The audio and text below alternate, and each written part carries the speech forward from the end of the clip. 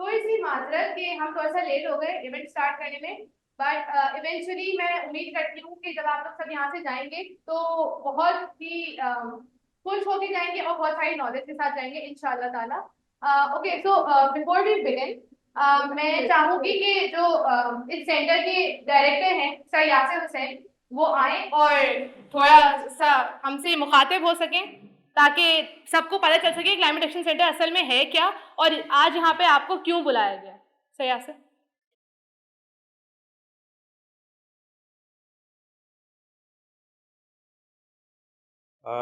आप लोगों की शक्लें देख के बहुत खुशी हो रही है। आप समझें कि हमारे पास इतना बड़ा क्राउड अभी तक नहीं आया है। So I think a clap for everyone and for us कि यहाँ तक हम पहुँच गए। सो द आइडिया इज़ कि ये एक कल्चरल सेंटर है, it's open to everyone and कुछ हमारे अपने प्रोग्राम्स भी हैं।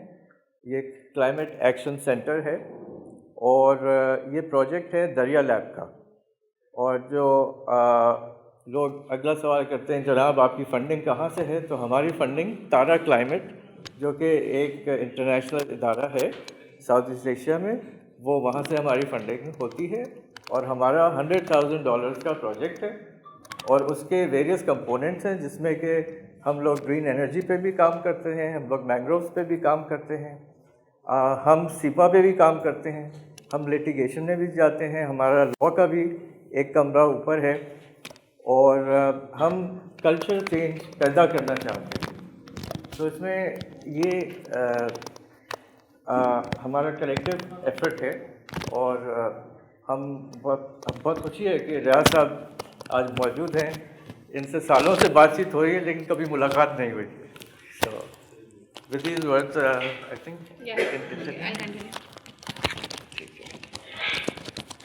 Thank you, Sir Yasser. Okay, so before we begin, I would like to welcome all of the panelists for the session today. We have Maha Qasim here, Riaz Wagan, Aslam Malla, and then we have virtually Ali Tawqir and Dr. Khalid has also joined the session. So, hello everyone, Assalamu alaikum. There's just a brief introduction about every panelist. Dr. Khalid Walid, he has done his PhD in energy economics. Currently, he is working as a research fellow at SDPI and is also climate change expert. Besides, he is renowned for his extensive and profound understanding and knowledge of the carbon market. We have Maha Qasim here. She is the CEO and co-founder of Zero Point Partner, an advisory firm focused on enabling the transition to a sustainable economy. Maha has over 13 years of experience in climate and sustainability, environmental management, energy, climate finance, and ESG performance and disclosure. And she has written extensively about the impact of climate change and Pakistan's renewable energy potential in various national and international publications. We have Riaz Ahmed Wagan as well. He is the chief conservator of the Sindh Forest Department, and he is the most knowledgeable person when it comes to Sindh forests.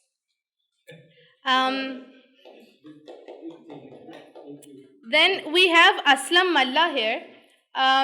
Earlier, he was the Deputy General Secretary of Pakistan Fisherfolk Forum. Now that the Fisherfolk Forum is divided into two parts, he's working as the Communication Secretary. And he has been associated with Pakistan Fisherfolk Forum since 2008. And he's also the person who has worked a lot on the destruction of mangroves in Karachi and besides in Badin district. Ali Tawqir. Ali Tawqir Sheikh is a climate change specialist focusing on low carbon and resilient development, international climate finance, and just transition for equitable world. He writes actively.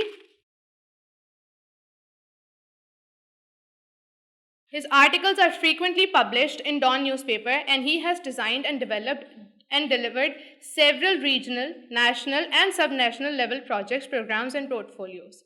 Unfortunately, Fatma Majid cannot join the session today क्योंकि उनकी कुछ prior work commitments थी जिसकी वजह से वो हमारे साथ आज यहाँ पे मौजूद नहीं है.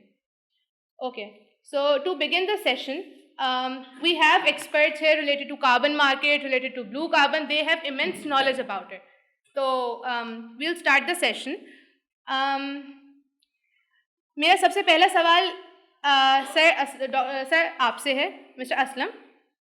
मैंग्रोव्स इकोसिस्टम की मौजूदा सूरत हाल रिवर इंडस डेल्टा में इस वक्त क्या है? ये कि इंडस डेल्टा, आप सबको पता है कि इंडस डेल्टा जो है वो बिल्कुल ही तबाह और बर्बादी की तरफ है। इंडस डेल्टा का बस नाम ही रहा है कि इंडस डेल्टा है। वहाँ पर जब दरियाए सिंध का पानी नहीं आता है तो मैंग्रोव्स की जो हयातात है वो ख़त्म हो जाती है। मैंग्रोव्स जो होते हैं, तिमर के जो दरख्त होते हैं, वो तबाह हो जाते हैं। तो ये शुरू से ही आपको पता है कि कोटड़ी डाउन स्ट्रीम से पानी जब से नहीं जा रहा है तो इंडस डेल्टा सारा तबाह है। जब से मैंग्रोव्स वहाँ पे ख़त्म हुआ है तो वहाँ की जो माहौलियात के ऊपर बड़े असरात हुए हैं। वहाँ की जो फिशिंग है वो सारी ख़त्म हो चुकी है।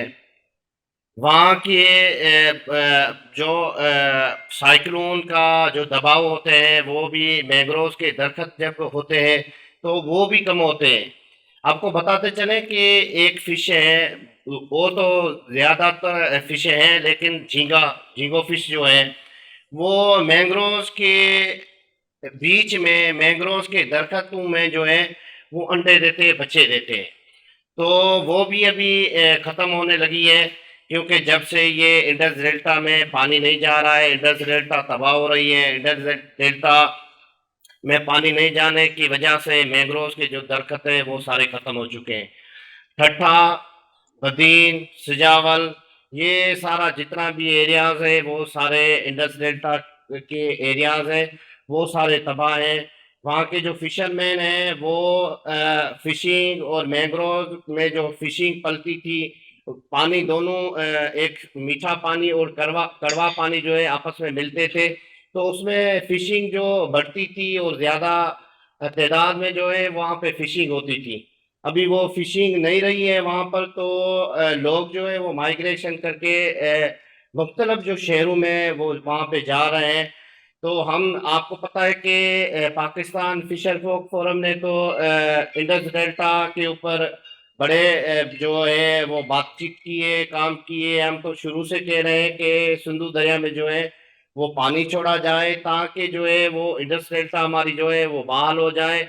जब तक सिंधु दरिया में पानी नहीं जाएगा, इंडस डेल्टा बहाल नहीं होगी, तब तक आप समझे कि मैंग्रोव्स वहाँ से ख़त्म हो जाएंगे।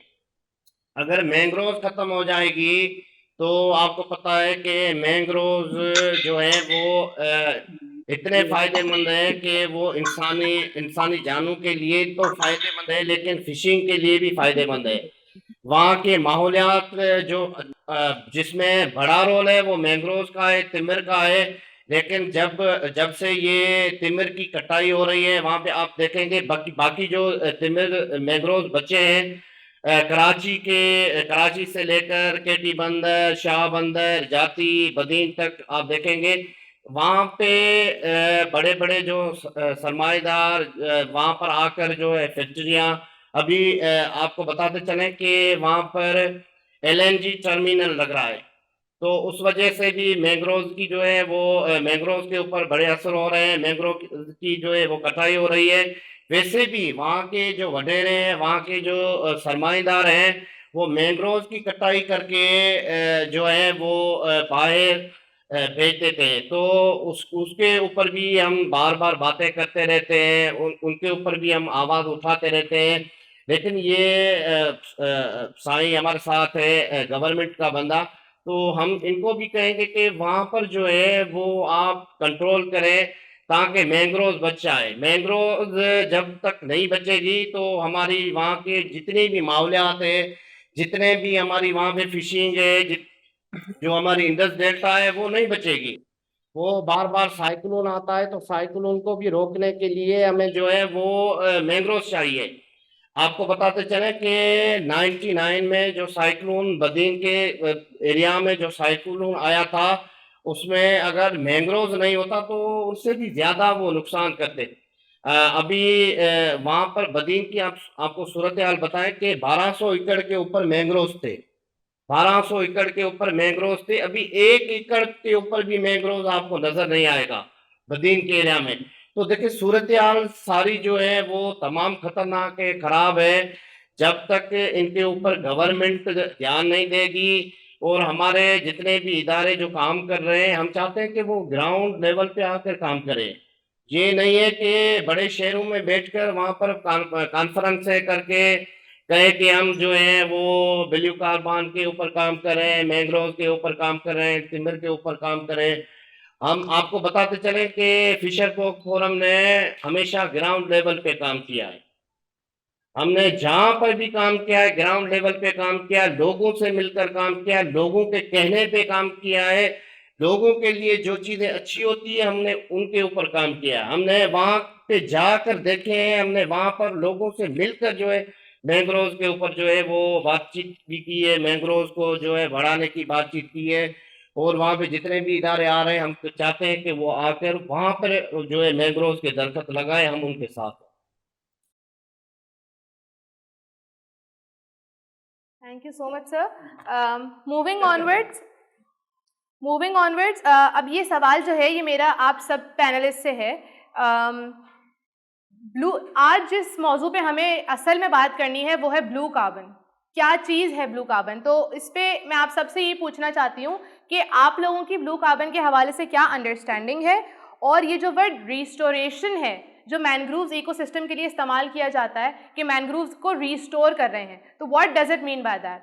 And I would like to start with Maha. You have to hold this one as well.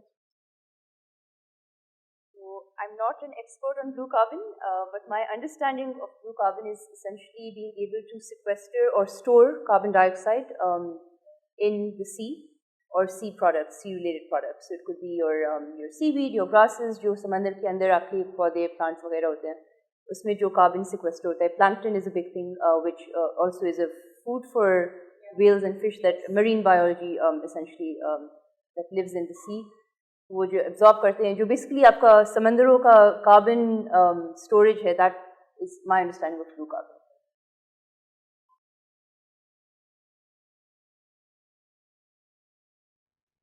जी बिल्कुल ठीक समझा है हमने मेरे ख्याल में।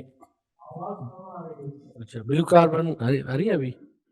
थोड़ा सा लाउड बोलो। ब्लू कार्बन की जैसे वहाँ ने बताया आपको कि समंदर से रिलेटेड, ब्लू वाटर से रिलेटेड ऐसे समझ लें कि वो सारी biodiversity that includes mangroves, coral reefs and बहुत सारी और चीज़ें हैं। जितनी जितनी साइंस तरक्की करेगी ये उतनी उतनी चीज़ें भी फिर बरामद होती हैं। लेकिन जनरली आप सोचें कि आपके पास जो है वो मैंग्रोव रिसोर्सेज है और आपके पास उसके अलावा सी ग्रास और साल्ट मार्शेस, ये सारी चीज़ें आती हैं। लेकिन हमारे कॉन्टेक्स्ट में, ख़ास तौर पे इंडस डेल्टा के कॉन्टेक्स्ट में, हम मैंग्रोव्स पे ही ज़्यादा फोकस्ड है सो फार। और चीज़ों पे भी फोकस होना चाहिए, लेकिन अभी तक इसी पे फोकस है। उससे भी सबसे ज़्यादा जो अदर थिंग पे जिस पे कंट्रोल जोर होना चाहिए कि हमने ब्लू इकोनॉमी, और ब्लू कार्बन से पहले ब्लू इकोनॉमी की बात होती थी, तो वो ब्लू इकोनॉमी पे भी हमने कुछ नहीं किया और ब्लू कार्बन पे जंप लगा दिया हमने। अच्छी बात है कि ब्लू कार्बन से जितना हमें फ़ायदा हो सके हम उसका फ़ायदा उठाएं, लेकिन जो है वो बेसिकली ये रिसोर्स ये है। अब मैं आता हूँ आपके पॉइंट दूसरे पे, रेस्टोरेशन। रेस्टोरेशन हर उसी सिस्टम की होती है जो पहले डिप्लीट हो चुका है।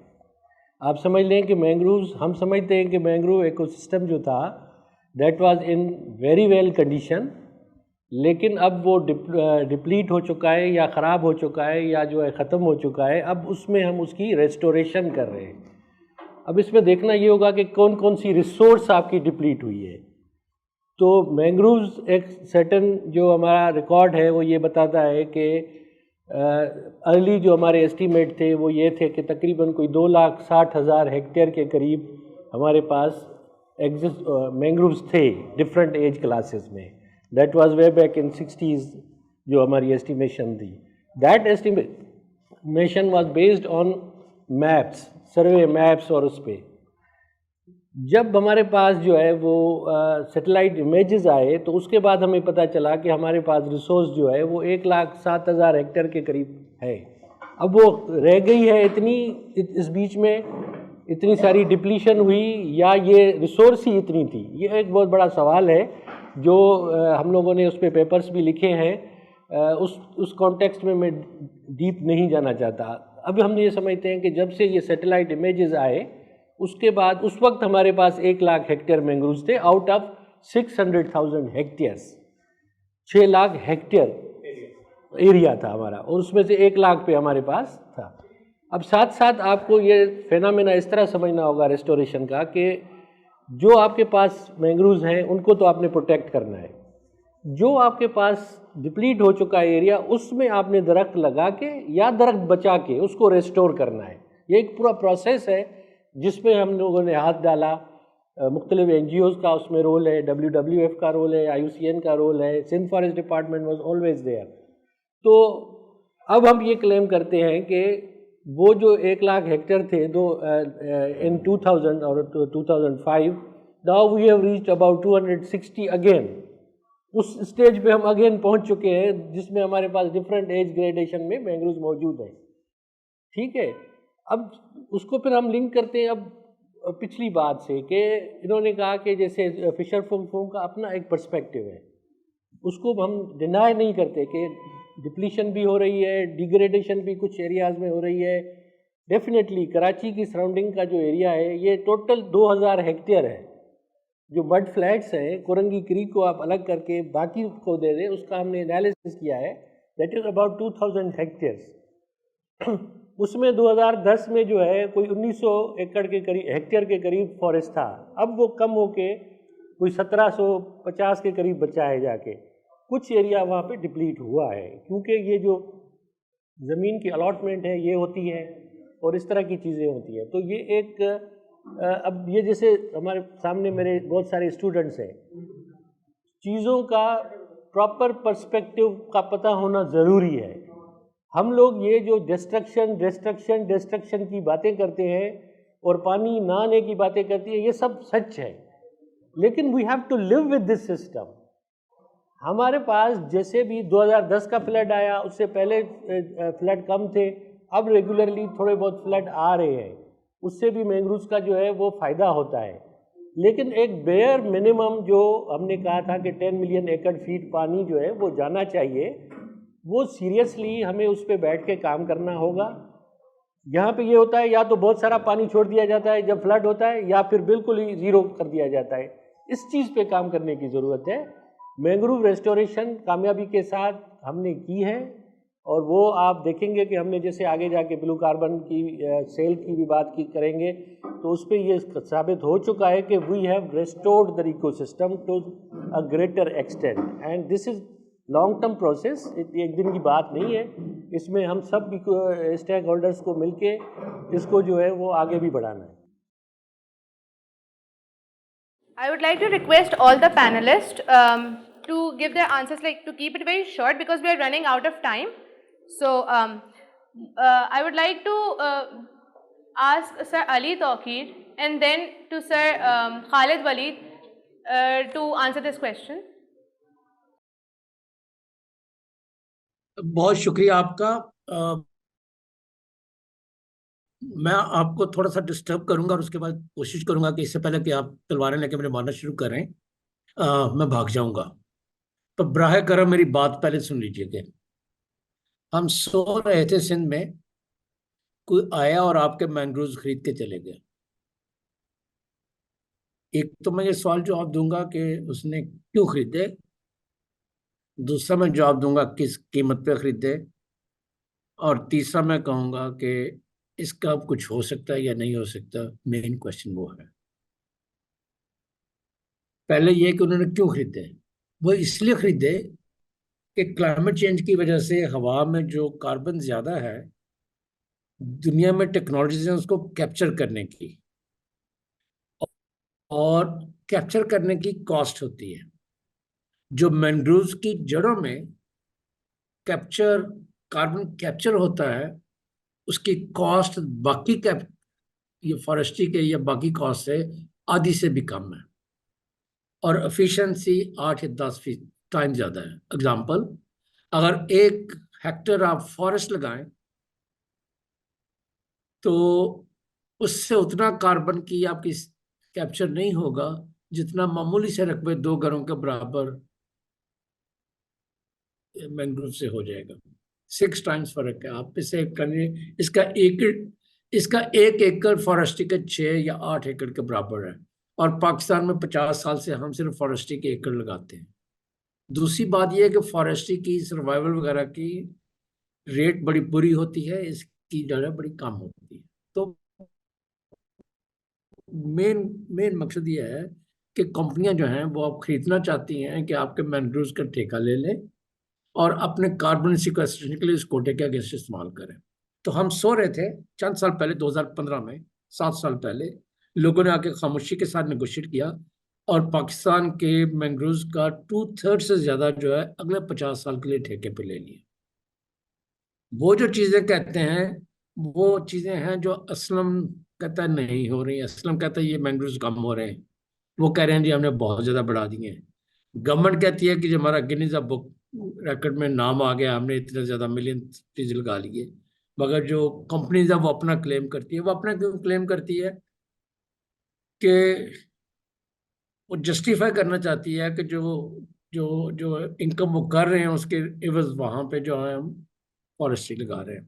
तो वो कम्युनिटीज उसमें रहती हैं, नहीं रहती हैं, बचती हैं कि नहीं बचती हैं, उनकी जो है लाइवलीहुड यही रहती है, कुछ और बन जाती हैं। मैंग्रोव्स एक्चुअली इंक्रीज होते हैं, डिक्रीज होते हैं। ये सारी चीजें हवा में हैं।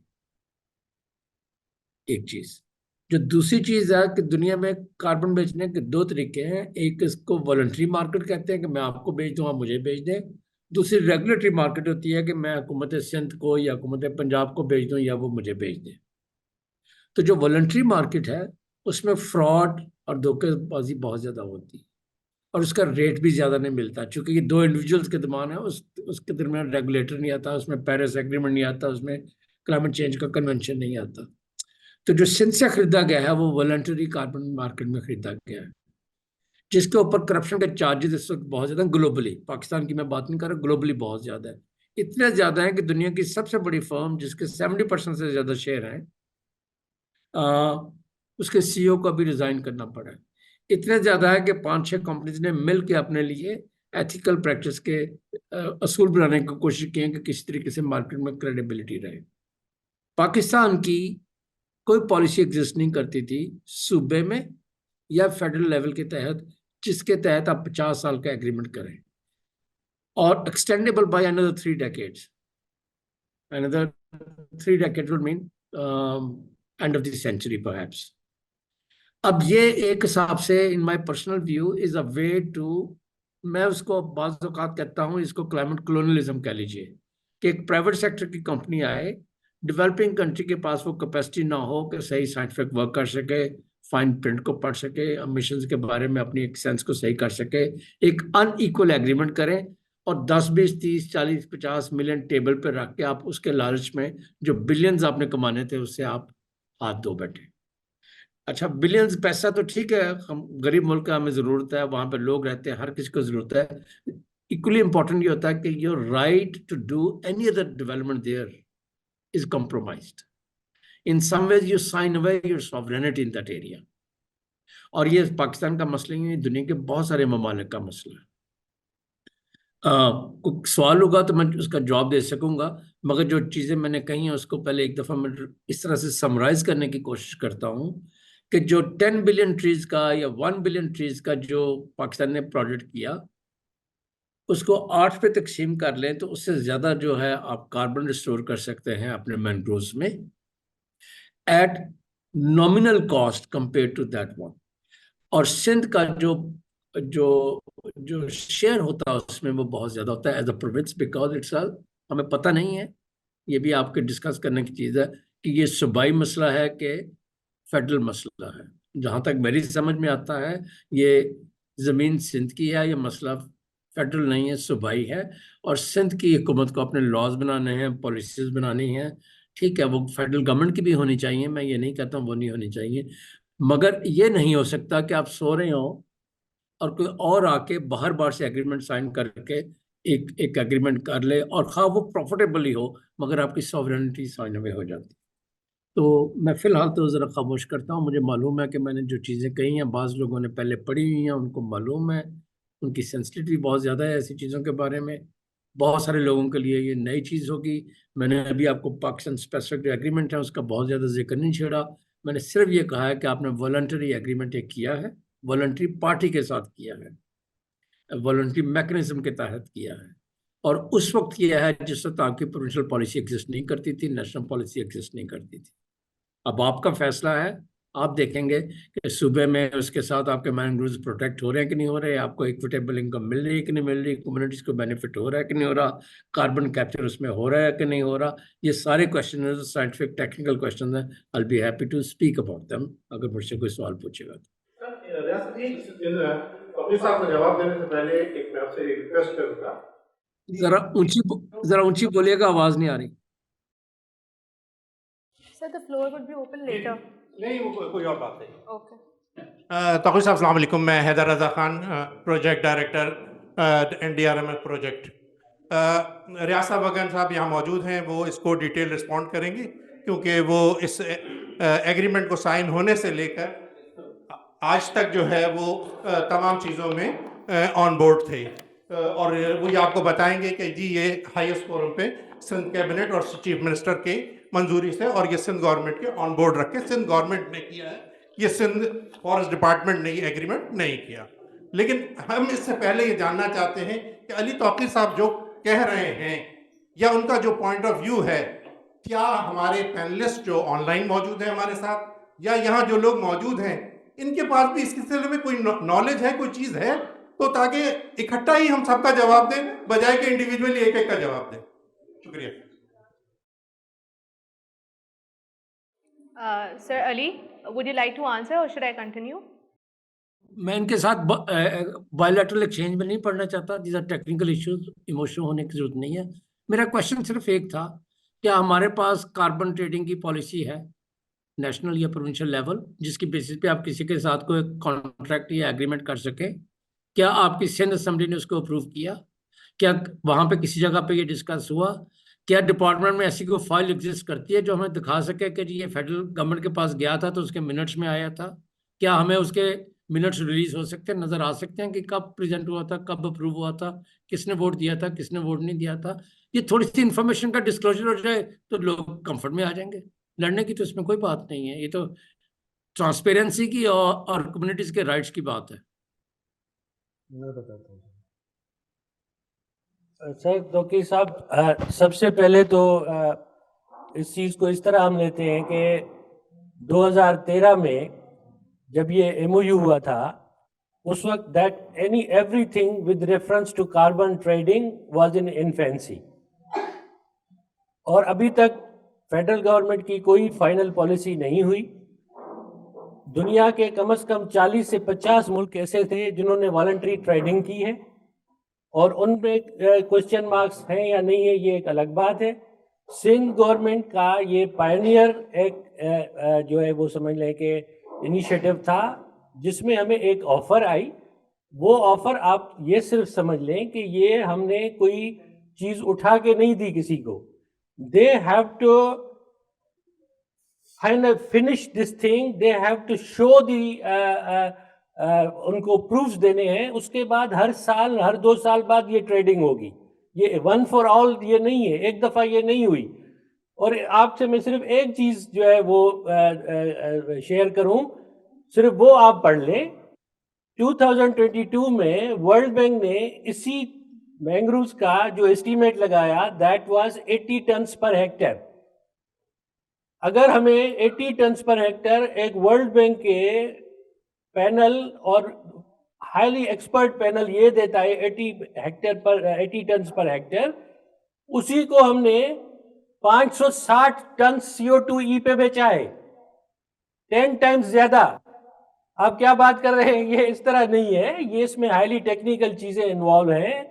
और हमारे जो एक्सपर्ट जो हैं, जो हमारे पार्टनर हैं, उन्होंने एक चीज को इस वक्त वॉलंटरी मार्केट में जो है 15 और 18 डॉलर पे बेचा है, जब आपकी इस वक्त का रेट है 1 और 2 डॉलर।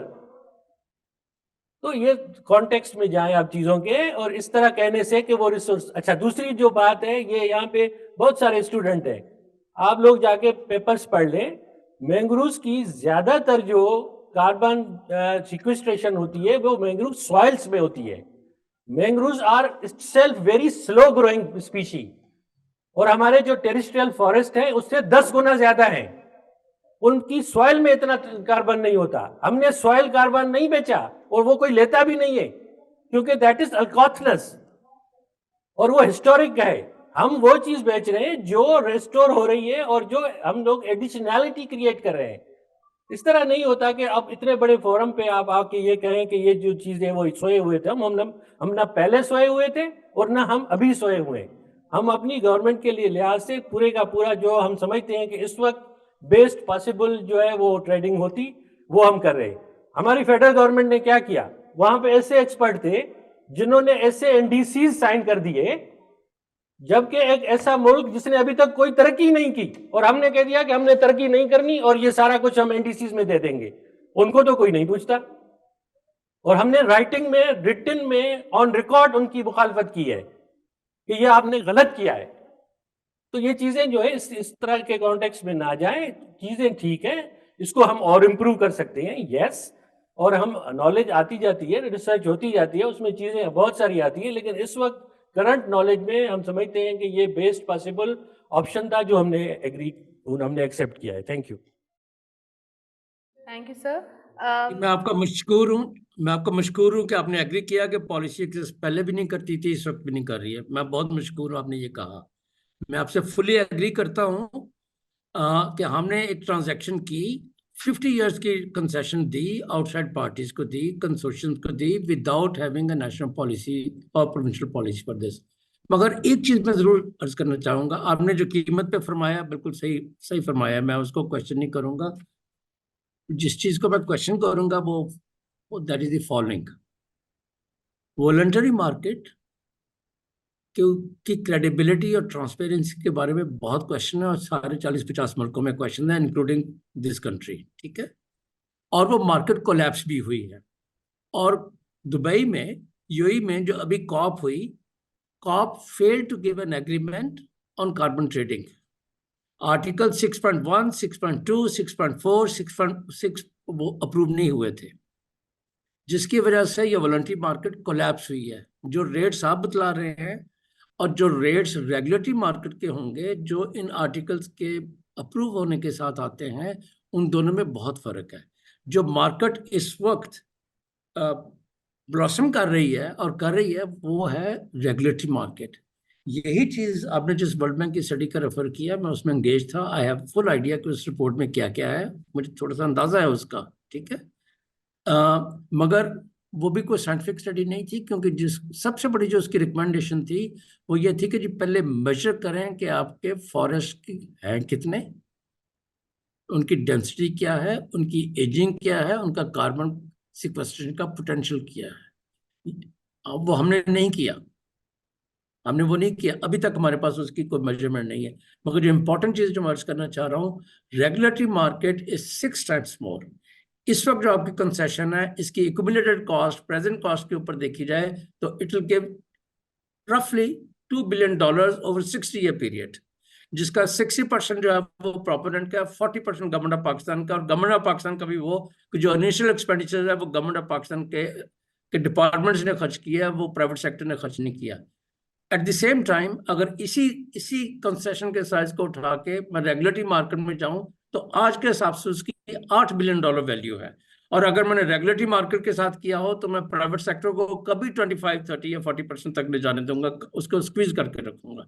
तो अर्ज करने का मेरा मकसद सर ये नहीं है कि मैं इसको गलत कहूँ या सही कहूँ, मैं कोई इसमें इमोशनल नहीं होना चाहता। मुझे सिर्फ एक बात का पता है कि मैं टैक्स पेयर हूँ। मैं पहले कहना चाहता हूं कि कोई एग्रीमेंट साइन करने से पहले पॉलिसी दिखाएं, मुमकिन है वो पॉलिसी में गुंजाइश मौजूद हो। अगर पॉलिसी नहीं है तो ट्रांसपेरेंसी नहीं है, अकाउंटेबिलिटी नहीं है। अभी हमें रखिया डिक जो है बलूचिस्तान का, वहां पर लॉस आउट हुआ, हमें $4 या $6 बिलियन का नुकसान हुआ। मेरी प्रिडिक्शन ये है मैं उतनी देर जिंदा रहूं ना रहूं, इसका भी लॉस आउट आएगा और इसका भी पाकिस्तान को शायद नुकसान होगा कि इतनी बड़ी पार्टीज के साथ हम लीगल लॉ सूट्स प्रॉबेबली नहीं जीत सकेंगे, प्रॉबेबली, ठीक है। और इसलिए मैंने सोए के लफ्ज का जिक्र किया कि मेरे दोस्त यहाँ पे बात ये कर रहे हैं कि जी प्लांट अच्छे होते हैं तो हम 100 प्लांट और लगा देते हैं, 10,000 प्लांट और लगा देंगे। यहाँ पे बात नहीं, ये नहीं है। यहाँ पे बात है आपकी सॉवरेनिटी की। Two-third of the mangroves has been committed in this agreement, and we never knew about it when it was signed 5 years ago, 7 years ago. That is the problem. Thank you, sir. एक चीज़ एक और करिए sir, ये आपको शायद इसका आपने एक एग्रीमेंट पढ़ा नहीं है। ये वो मैंग्रोव्स हैं जो हम अभी से ऑनवर्ड लगाएंगे। ये एक जो असेसमेंट हुई है, ये वही मैंग्रोव्स थे जो 15 से लेके अब तक हमने लगाए। ये एग्जिस्टिंग का कोई कॉन्ट्रैक्ट नहीं हुआ। जितने बड़े मैंग्रोव्स हैं दे आर स्टिल देयर। आप उसमें रेगुलेटरी मार्केट में जाएं, आप जो है वो उसमें जो है किसी और मार्केट में जाएं। ये वही है जो प्रोजेक्ट के तहत होते हैं, और हमने ये ट्रेन मिस की है। बहुत सारे मुल्कों ने इससे बहुत फायदा लिया है, सिर्फ सिंध प्रोविंस ने थोड़ा बहुत फायदा ले लिया। जितना हम लगाएंगे नाउ ऑनवर्ड्स अप टू 2045 वही चीज हमें वैलिडेट होके मिलेगी। अगर हम उसकी कंडीशंस पूरी नहीं करेंगे तो कोई एक पैसा भी देने के लिए हमें तैयार नहीं होगा, और जब ये पैसा नहीं मिलेगा तो ये खुद ब खुद जो है पार्टीज जो है वो डिफॉल्ट में जाएंगी। हमें तो कोई नुकसान नहीं, हमारा तो मैंग्रोव लग रहा है वो यहीं पे है।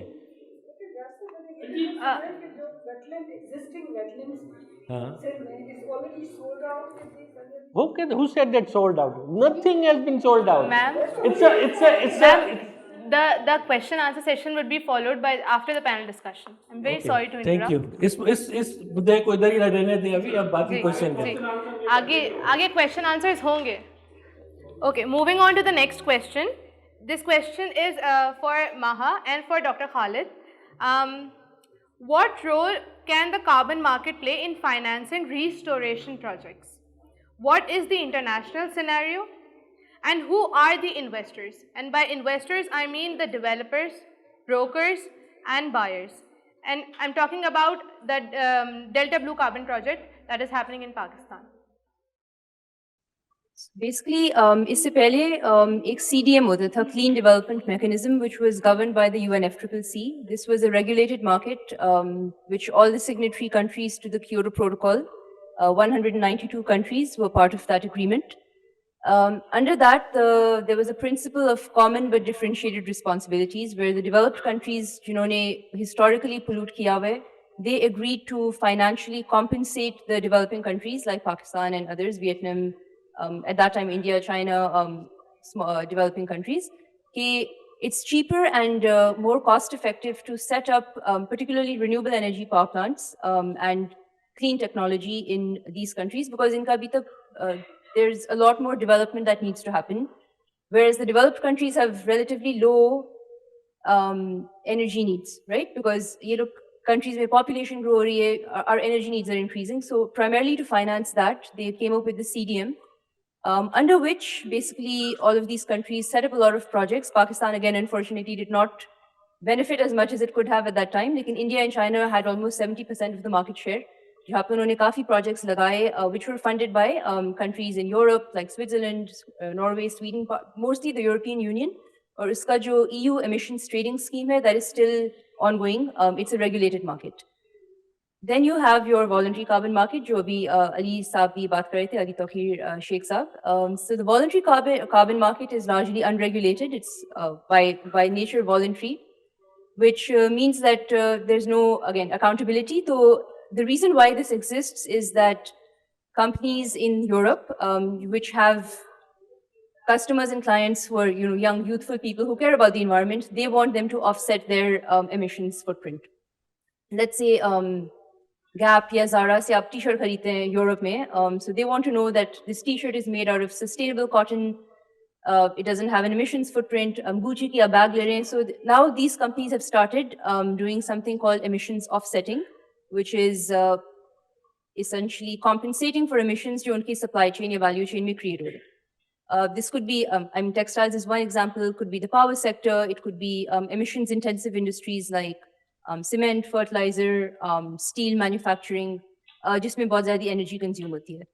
So under the voluntary carbon market, what they're doing now is purchasing offsets. And again, the similar concept applies. It's cheaper and easier to put up projects in developing countries like Pakistan and others, and I'm not saying it's a bad thing, it's a cost-effective decision.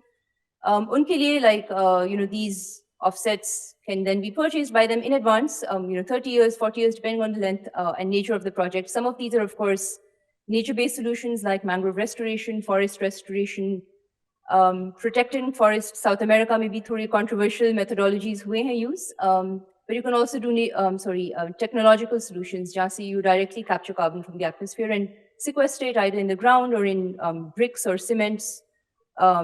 Limestone actually absorbs carbon. So these are some of the technological solutions you currently use, and the price of technological solutions can be as high as $1,200 per ton, because these are permanent solutions. 200,000 years tak these store carbon permanently in the ground. Darakht ya jo aapka living carbon storage hai, that's only storing it until the trees cut down, right? So the lifetime of the tree could be 30 years, 40 years, of course, could be longer as well, but we don't know that. So one of the conditions of having a carbon offset is permanence, which means it has to be permanently, and that's specified on the methodology that you use, at least for a period of 20 to 30 years. Depending on the tree species. So that's essentially why the carbon market, voluntary carbon market, came into place. Abhi jo Ali Tawqir saab baat kar rahe the about Article 6. So at the recent UN FCCC negotiations, COP28 mein bhi jo hue the, the idea was to come up with some sort of global framework where you essentially develop again a regulated market with more oversight by the government, by the UN FCCC essentially. There's more transparency. There would be a central registry, jahan pe sare projects would be registered in a central registry. So you know exactly who's buying what at what price. Recently we've seen again a lot of controversial headlines. Maybe the Dubai se hamari teams are here to like basically purchase forests in Tanzania and Africa, Zimbabwe, maybe काफी इस तरह के हो रहे हैं,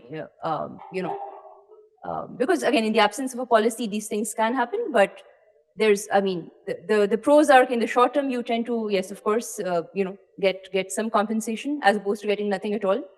But that's my perspective, so I'll stop there. Thank you, Maha. Dr. Khalid, what would you like to say about the carbon markets and about financing the restoration projects, and especially in the context of Pakistan? Well, thank you so much, CAC Climate Action Center. Absolutely fantastic debate आप लोग generate कर रहे हो इस पे, much needed, ताकि broader context में carbon markets एक तो discourse build हो रहा है और दूसरा लोगों तक भी पहुंच रही है.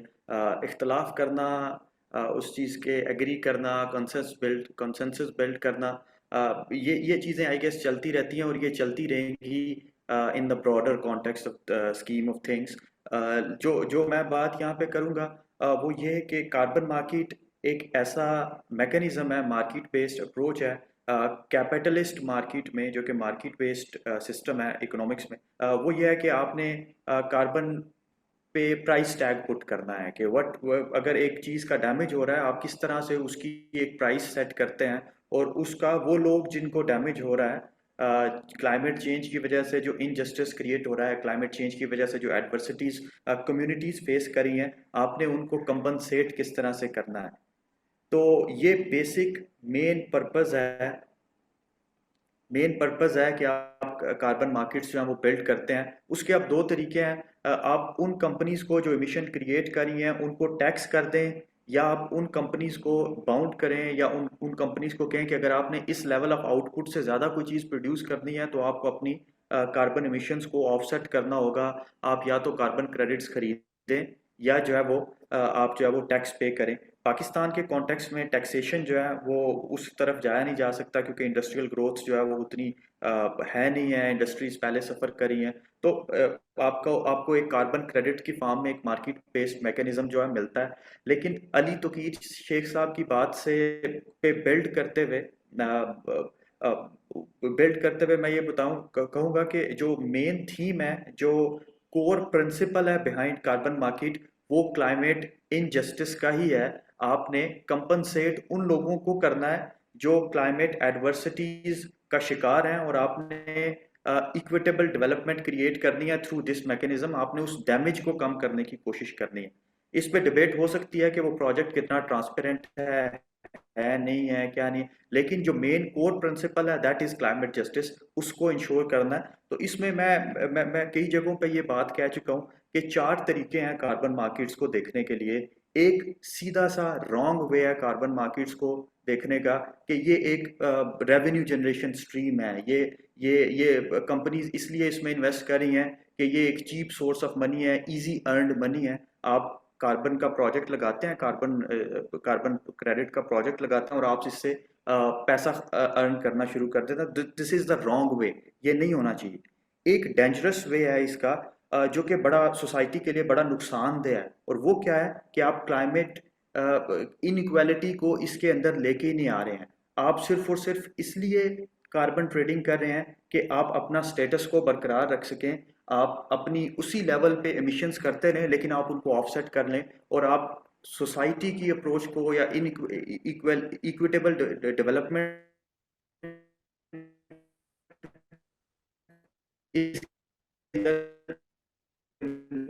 कॉर्पोरेट ना करते हैं, इग्नोर कर दे। सो दिस इज दैट का कोई है आप अगर सिंध ये डेल्टा ब्लू कार्बन प्रोजेक्ट को देखें, it has a very economic case. आपने जो है वो एक बड़ा अच्छा प्रोजेक्ट जो है वो बिल्ड कर लिया और आप उससे जो है वो अर्निंग शुरू कर दी।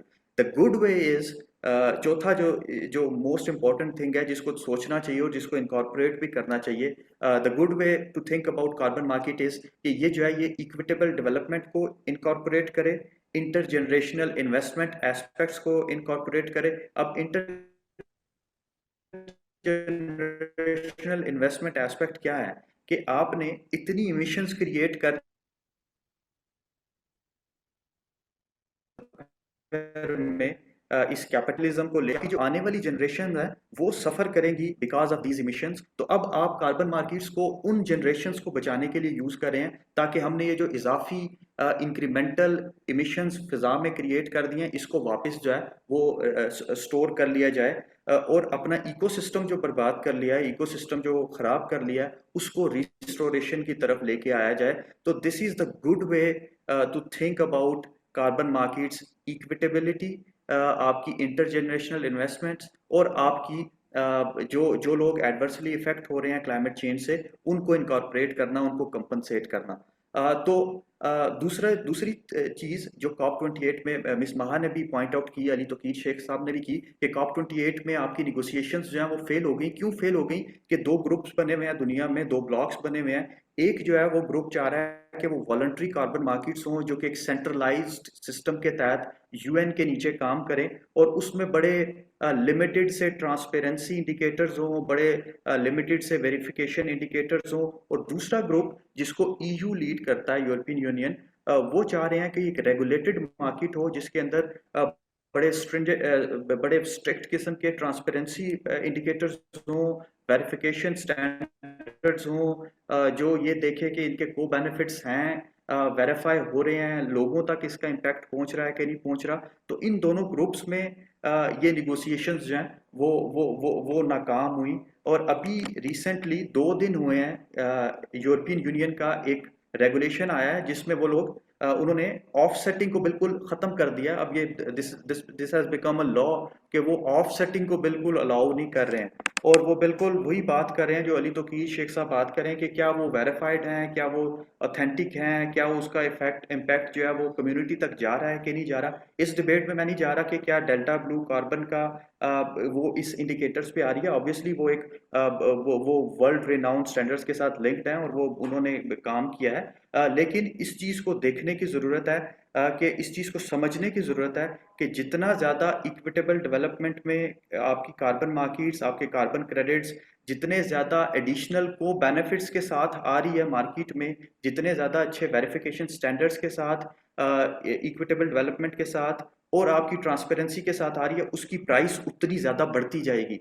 और जितनी ज़्यादा प्राइस बढ़ेगी उसका इफेक्ट ऑब्वियसली उस कम्युनिटी को होना चाहिए जो कम्युनिटी क्लाइमेट चेंज से अफेक्ट हो रही है। यहाँ पे मैं एक और चीज़ की बात ज़रूर करूँगा, दैट इज़ कि यहाँ पे एक विशियस साइकिल चल रहा है। विशियस साइकिल ये है कि जैसे जैसे क्लाइमेट चेंज की वजह से सिंध रिवर में जैसे जैसे पानी कम होता जा रहा है, वहाँ के लोगों का जो डेल्टा सिंध डेल्टा है, वहाँ के लोगों की जो एम्प्लॉयमेंट है वो ख़त्म होती जा रही है फिशरीज़ के साथ जो मुंसलिक हैं, और जैसे जैसे एम्प्लॉयमेंट ख़त्म होती जा रही है वैसे वैसे लोग अल्टरनेट की तरफ जा रहे हैं, और उस अल्टरनेट में एक मैंग्रोव्स की कटाई भी है।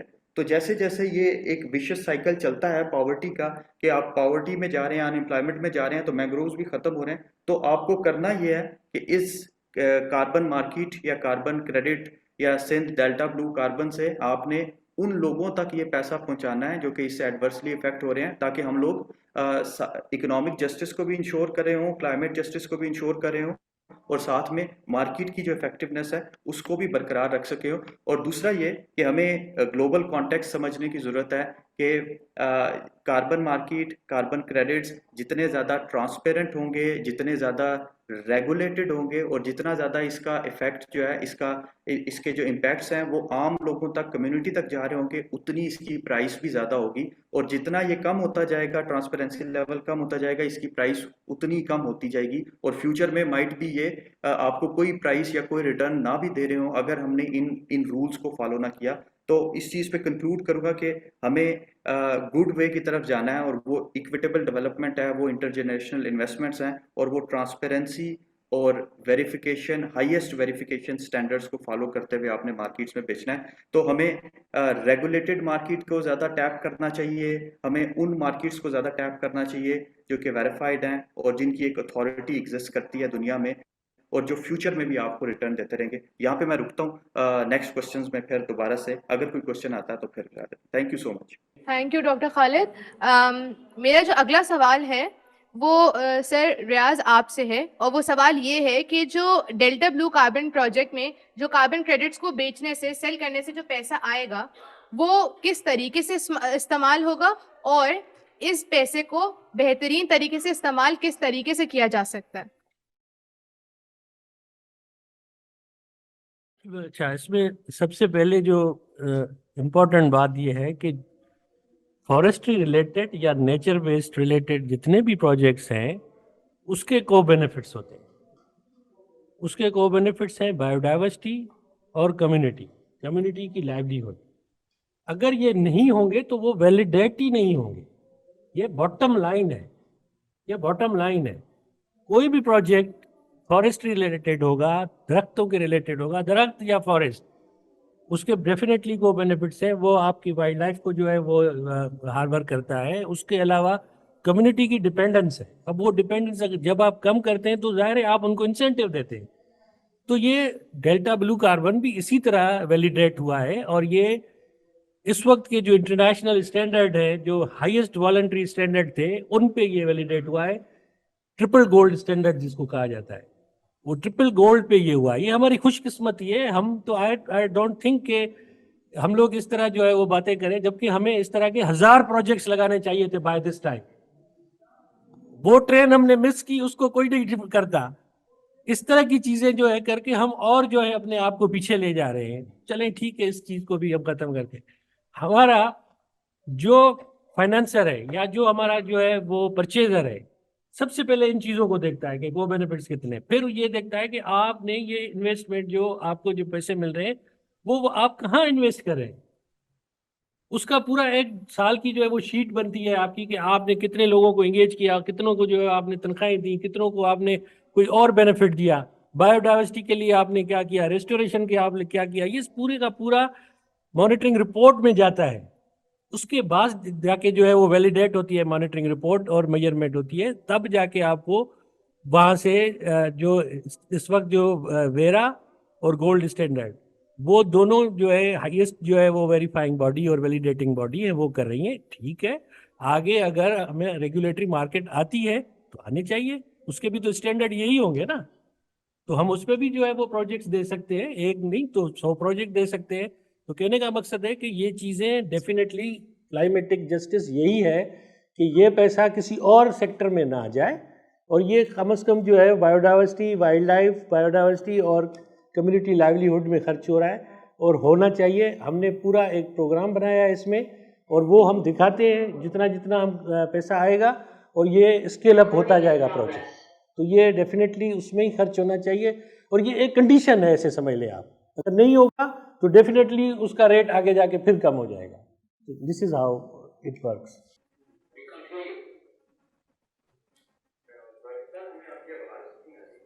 हम नहीं सुन Just a पा रहे. minute.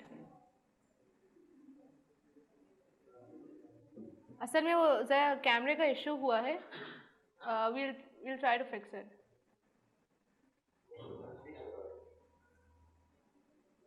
Am I audible right now?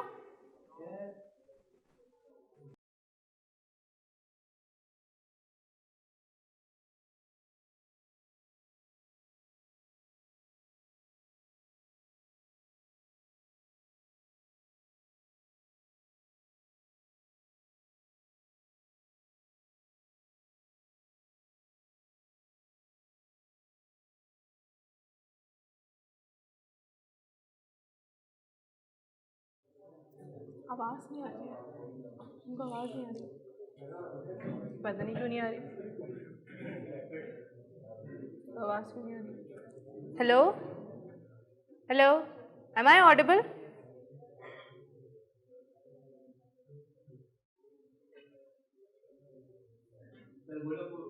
Hello, am I audible right now? जी. Okay. जी जी Okay. बिल्कुल. Thank Thank you, Sir Riaz.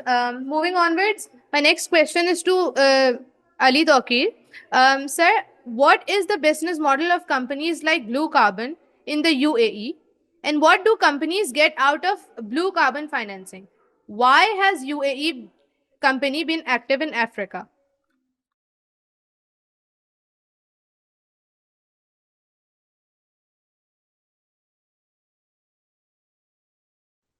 देखिए ये, can you hear me?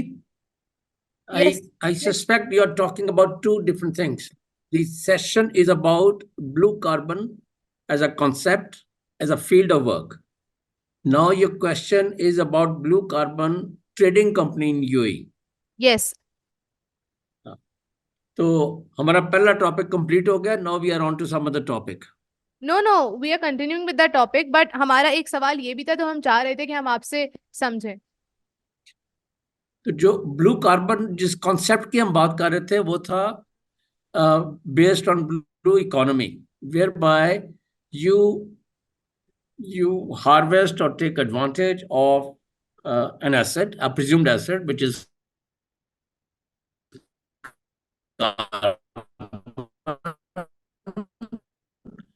and mangroves, large quantities of carbon. You can, in fact, use them to store carbon for decades and centuries.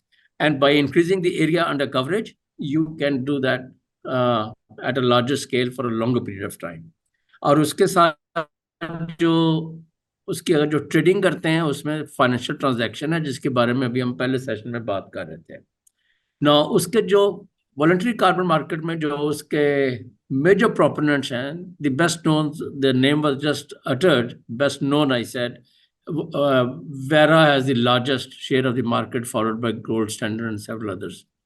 Now, इसी दरमियान market place में बहुत सारे intermediates आए हैं जो डेवलपिंग कंट्रीज में जाके कंसेशन लेके दूसरों को बेचते हैं for the same process that I explain to you earlier. और उसमें एक कंपनी, जहां तक मुझे पता है, ब्लू कार्बन भी है और देयर आर डजन्स अदर्स. अब वो उनका वही तरीका है कि जी डेवलपिंग कंट्रीज में जाएं, देखें उनके पास अगर किसी के पास फॉरेस्ट हैं तो उनके ऊपर भी कंसेशन ली जा सकती है. जस्ट वे पाकिस्तान की सूरत में उन्होंने उनसे meaning by private sector companies ने कंसेशंस ली मैंग्रोव्स पे. तो जहां तक मुझे पता है ब्लू कार्बन के बिजनेस का, उन्होंने मैंग्रोव्स पे हाथ नहीं डाला इन कंट्रीज में जिनका आप जिक्र कर रही हैं. In African countries mostly they focused on subtropical forests in one country, Congo, I guess, and several other forests such as Tanzania, such as Zambia, or others. I would imagine there are many other countries, but I may not be fully in the picture. तो वो forestry based जो हैं वो forest concessions ले रहे हैं, and that runs into millions of hectares. To the last count that I had, it exceeded 15 or 14 million hectares in 2 or 3 countries, and now I think there are on to more countries. अच्छा, यहाँ पे जो 2-3 चीजें बड़ी important हैं जिनके पाकिस्तान के लिए भी रेलेवेंस है, वो ये है कि फॉरेस्ट एरियाज में कम्युनल राइट्स होते हैं, rights are not written. Just वे जो रेजिडेंट्स हैं, जो कम्युनिटीज हैं जो मैंग्रोव में रहती हैं, hundred of thousands of year से रह रही हैं, मे बी उनके पास डॉक्यूमेंटेशन कोई नहीं होगी कि वो इस जगह के ओनर हैं, but they are customary rights, they are traditional rights, they are rights that define the obligations of the concessioners to ensure that those rights are not violated. And the governments are expected to be the custodians of these rights, of informal rights or unwritten rights, जो भी आप customary rights, जो भी आप language use करते हो different countries में. तो इन फॉरेस्ट एरियाज में they are tribal systems as in one country, chieftains and tribal areas के जो heads होते हैं, they serve as the custodians of the community members of the tribe. In some areas chieftain नहीं होंगे, politicians होंगे जो assembly में बैठते हैं और पर्टिकुलर एरियाज को रिप्रेजेंट करते हैं, तो वो प्रिटेंड करेंगे या आर्ग्यू करेंगे कि we are representing the interest of the residents of those areas. And third category ये है कि बाज़ एरियाज में, कंट्रीज में, federal government will own that in specific legal terms और in abstract और by inference जिसे कहते हैं, by implication आप कहते हैं कि जी चूंकि कहीं कोई इसका वाली वारिस नहीं है तो लिहाजा फेडरल गवर्नमेंट जो है वो उसकी कस्टोडियन है. तो ये जो कंपनीज हैं जैसे ब्लू कार्बन है, जब इन एरियाज में जाती हैं तो सबसे बड़ा जो क्वेश्चन आता है कि how would you protect the customary rights of the people that have been established in centuries. बाज़ जगहों पे जैसे पापुआ न्यू गिनी में बहुत सख्त रेजिस्टेंस हुई थी जब वहाँ की गवर्नमेंट ने लार्ज स्केल सच कंसेशन देनी शुरू की. बास चीफ्टेंस को अपने साथ भी मिला लिया, मगर बहुत सारे जो उसका हिस्सा नहीं थे वो उन्होंने उसको रिजेंट किया और रिजल्ट किया हुआ कि पापुआ न्यू गिनी में उन्होंने क्या उसको कहना चाहिए, पॉज कह लें या उसको लीगली बाइंडिंग एंडिंग कि जिसके बाद हम कोई और, actually even that is not correct expression, but ये कि उन्होंने बंद कर दिया कि no more further concessions till the time we have a law properly approved by the whatever dispensation that they had assembly. और वो फिजी का, इसका पापुआ न्यू गिनी का ये जो एक्शन था जो हो गया उसको हम स्क्रूटनाइज करते हैं, मगर instead of just living with it, we'll revisit with the help of parliamentary laws.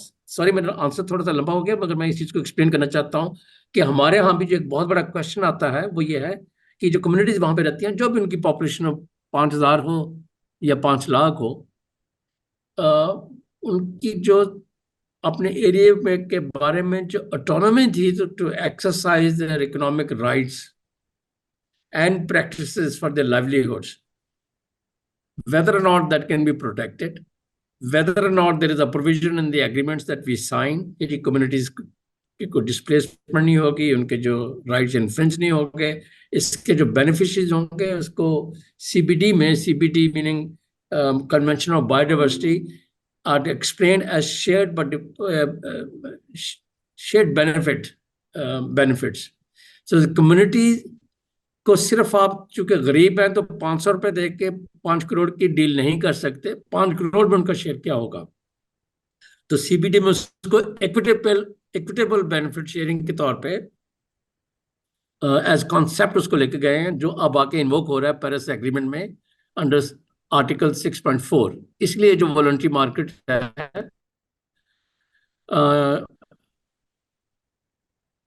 Domestic emissions trading market is a precursor for international trading.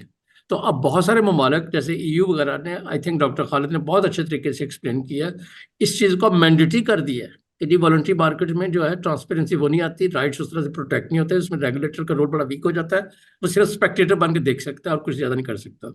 So right now there is a pause globally on voluntary market, it is under scrutiny, it's getting revisited, a lot of previous agreements are under scrutiny and some of them are being revised or revisited. Thank you. Thank you so much sir Ali Tauqeer. Moving onwards, ये सवाल जो है मेरा वो basically sir रियाज आपसे और ma'am आपसे है. द क्वेश्चन इज़ बेसिकली कि जो मनी एलोकेशन से रिलेटेड इंफॉर्मेशन है, क्या वो पब्लिकली अवेलेबल है? I am talking about the DBC project in Pakistan. और क्या उसके लिए कोई प्रोसेस है या कोई कंसल्टेशन इन्वॉल्व होती है? और जो एरियाज़ इस प्रोजेक्ट के अंडर कवर किए जा रहे हैं, क्या उसके कोई मैप्स, कोऑर्डिनेट्स मौजूद हैं या नहीं?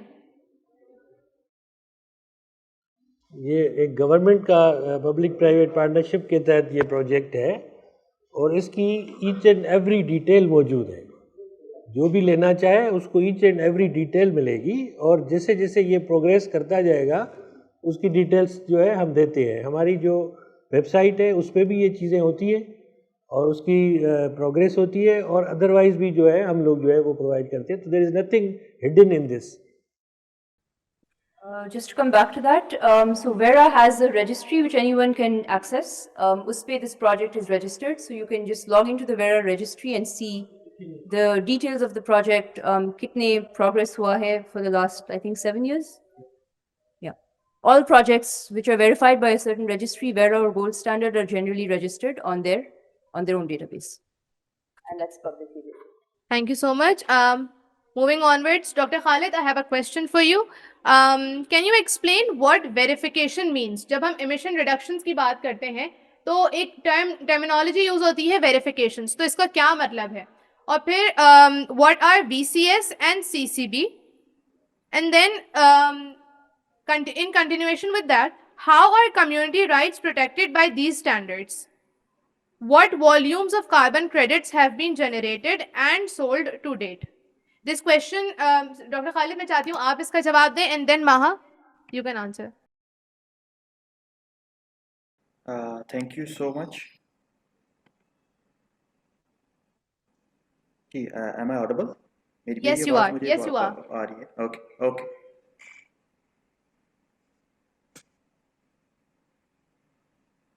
Am I audible?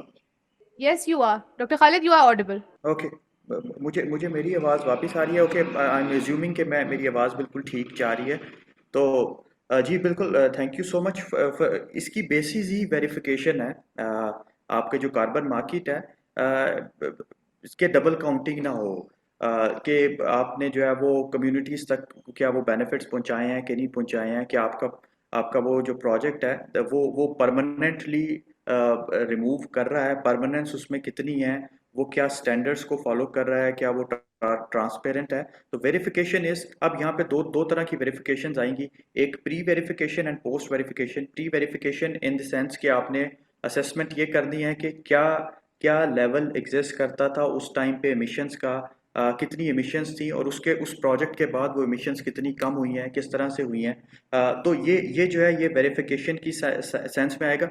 इसीलिए अली तोकीर शेख साहब का पॉइंट वैलिड है कि जितनी अच्छी रेगुलेटेड मार्केट होगी, जितना अच्छा रेगुलेटर होगा, जितनी उसकी ऑथेंटिसिटी ज़्यादा होगी, आपकी वेरिफिकेशन उतनी, एक तो आप उतनी अच्छी वेरिफिकेशन कर रहे होंगे और उस वेरिफिकेशन को लोग मार्केट में उतना ज़्यादा मान रहे होंगे और आपकी प्राइस जो है वो बढ़ी होगी. सो दैट्स व्हाई वेरिफिकेशन, आपकी ये डॉक्यूमेंटेशन, आपकी ट्रांसपेरेंसी, दैट इज़ इम्पॉर्टेंट. इसीलिए COP28 पे ये जो COP28 की निगोशिएशंस फेल हो गई थी, इसीलिए हो रही थी कि कुछ कंट्रीज़ वो अपने NDCs को, चूँकि वहाँ पे शायद वसाइल नहीं है, रिसोर्सेज नहीं है, तो वो चूँकि और इंडस्ट्रियल फुटप्रिंट बड़ा ज़्यादा है, तो वो उस चीज़ को ऑफसेट करने के लिए डेवलपिंग कंट्रीज से कार्बन क्रेडिट्स खरीदना चाह रहे थे.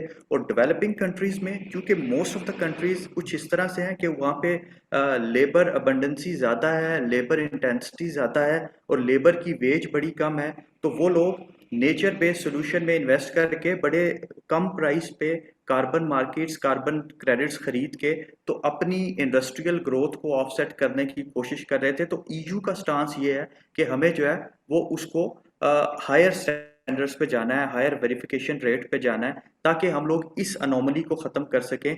Same is the case for Pakistan. Pakistan की जो मार्केट है that is labour abundant market. यहाँ पे लेबर सस्ता है, लैंड सस्ती है, खासकर उन इलाकों में जो कि डेवलपमेंट के एतबार से थोड़े से पीछे रह गए हैं, वहाँ पे लैंड भी सस्ती है. तो वो इंटरमीडिएरीज या वो कंट्रीज जो कि अपनी इंडस्ट्रियल ऑफसेट्स को, अपने इंडस्ट्रियल प्रोडक्शन को ऑफसेट करना चाह रहे हैं, इंडस्ट्रियल एमिशंस को ऑफसेट करना चाह रहे हैं, तो उनको ये चीज़ सूट करती है कि वो यहाँ पे एक I would say cheaper carbon credits या कार्बन प्रोजेक्ट्स क्रिएट करके तो बाहर जो है वो महंगे दामों जो है वो बेच सके। तो इस चीज़ को ख़त्म करने के लिए regulators role is very important. यहाँ पे शायद मैं थोड़ा सा क्वेश्चन से डेविएट करूँगा, लेकिन बताना बड़ा ज़रूरी है कि यहाँ पे कार्बन मार्केट्स में रेगुलेटर के दो काम हैं, दो बड़े इंपॉर्टेंट काम हैं। एक ये कि वो मार्केट की एफिशिएंसी को बरकरार रखे। मार्केट की एफिशिएंसी को बरकरार रखना यह है कि डिमांड और सप्लाई के हिसाब से कार्बन क्रेडिट की प्राइस जो है वो सेट हो रही हो।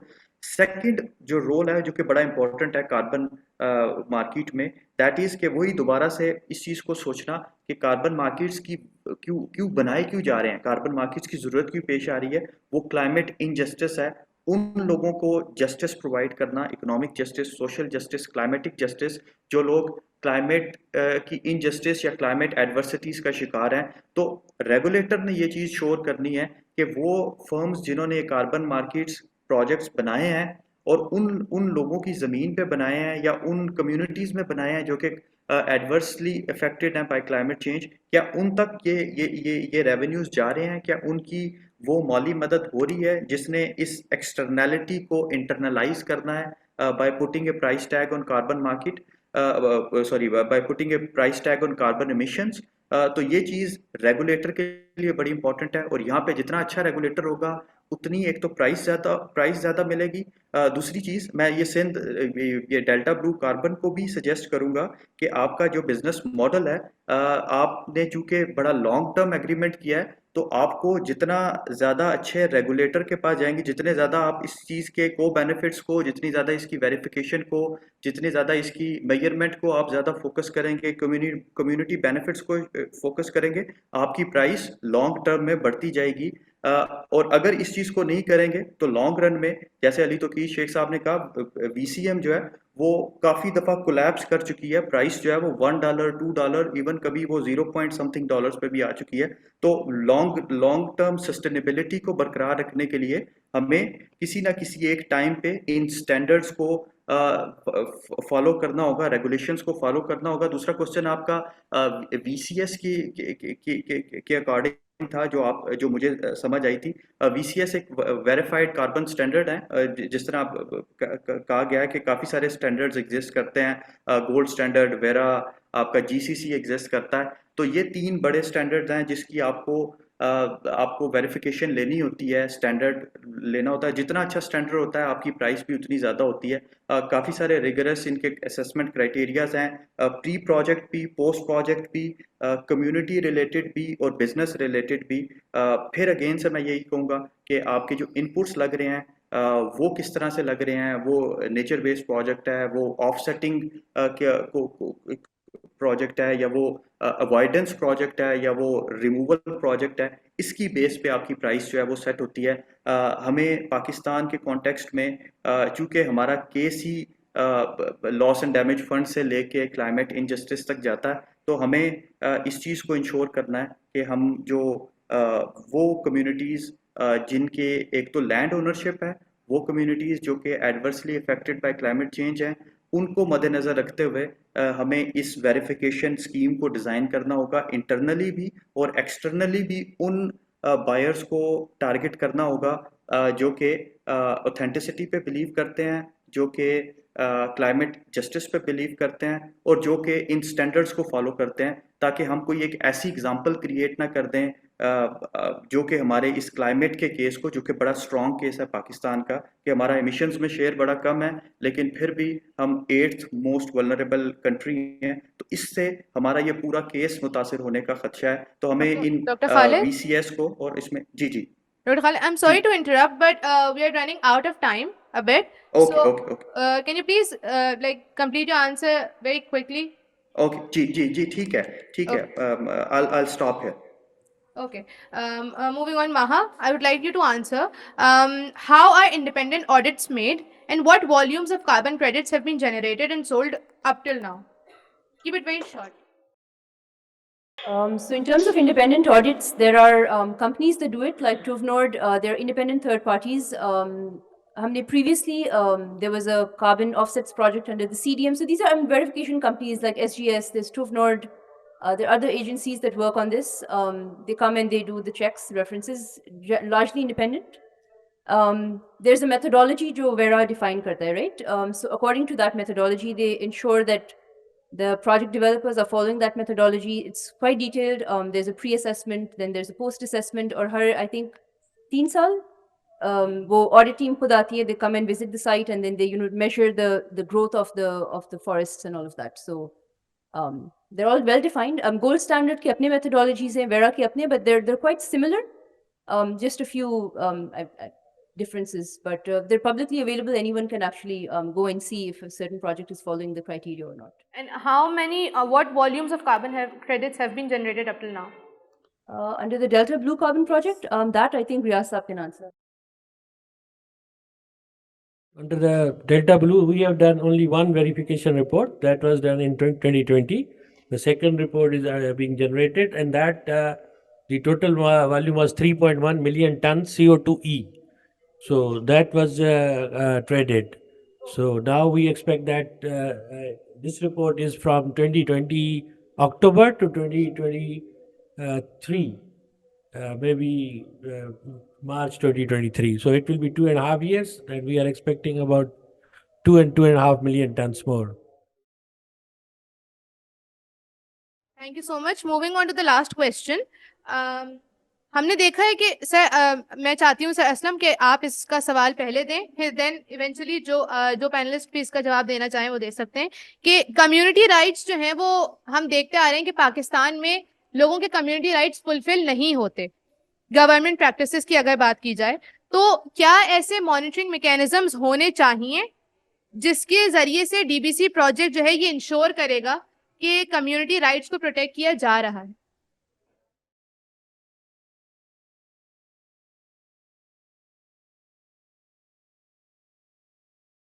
कम्युनिटी की बात तो होती रहती है, ये नाम तो सुनते रहते हैं, लेकिन कम्युनिटी के साथ जो होता है वो कोई नहीं देखता है।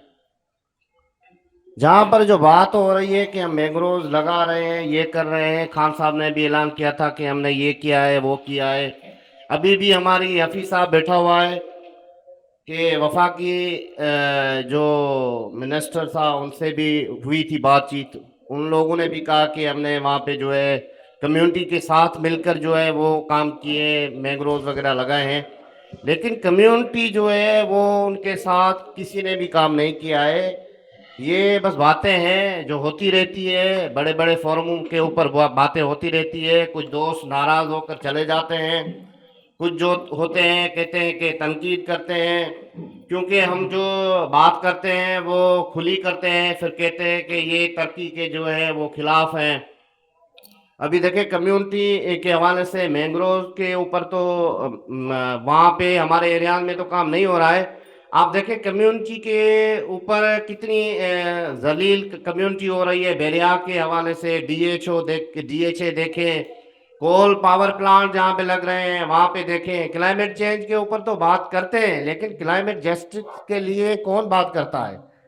उनके लिए कम्युनिटी से मिलकर कम्युनिटी अब जब ये पॉलिसियां बना रहे होते हैं इन्वायरमेंट क्लाइमेट चेंज की, रीसेटलमेंट की, मुख्तलिफ जितनी भी पॉलिसीज बन रही होती है वो भी बस कम्युनिटी को नहीं मिलाकर बनाते हैं, कम्युनिटी से पूछते भी नहीं है, यहाँ पर आकर बैठकर बंगलों में बना देते हैं बस। तो कम्युनिटी के हवाले से कोई भी बात नहीं करता है, कम्युनिटी के पास कोई भी ऐसी चीज़ नहीं है, कम्युनिटी से मिलकर कोई भी इदारा काम नहीं कर रहा है। जो बड़ी बड़ी बातें करते हैं गवर्नमेंट, ये साहब वाले बैठे तो हैं, ये तनकीद नहीं है, मैं अपने एरिया की बात कर रहा हूँ। मैं हर इदारे के साथ, फॉरेस्ट सब डिपार्टमेंट के साथ काम करता हूँ, मैं उनके हर प्रोग्राम में, हर मीटिंग में जाता हूँ, लेकिन वहाँ कम्युनिटी के हवाले से कोई भी बात नहीं करता है, चाहे वो मैंग्रोव के ऊपर, फॉरेस्ट के ऊपर, जिसके ऊपर आप समझे कि कोस्टल बेल्ट पे किसी कम्युनिटी के हवाले से कोई भी काम नहीं हो रहा है।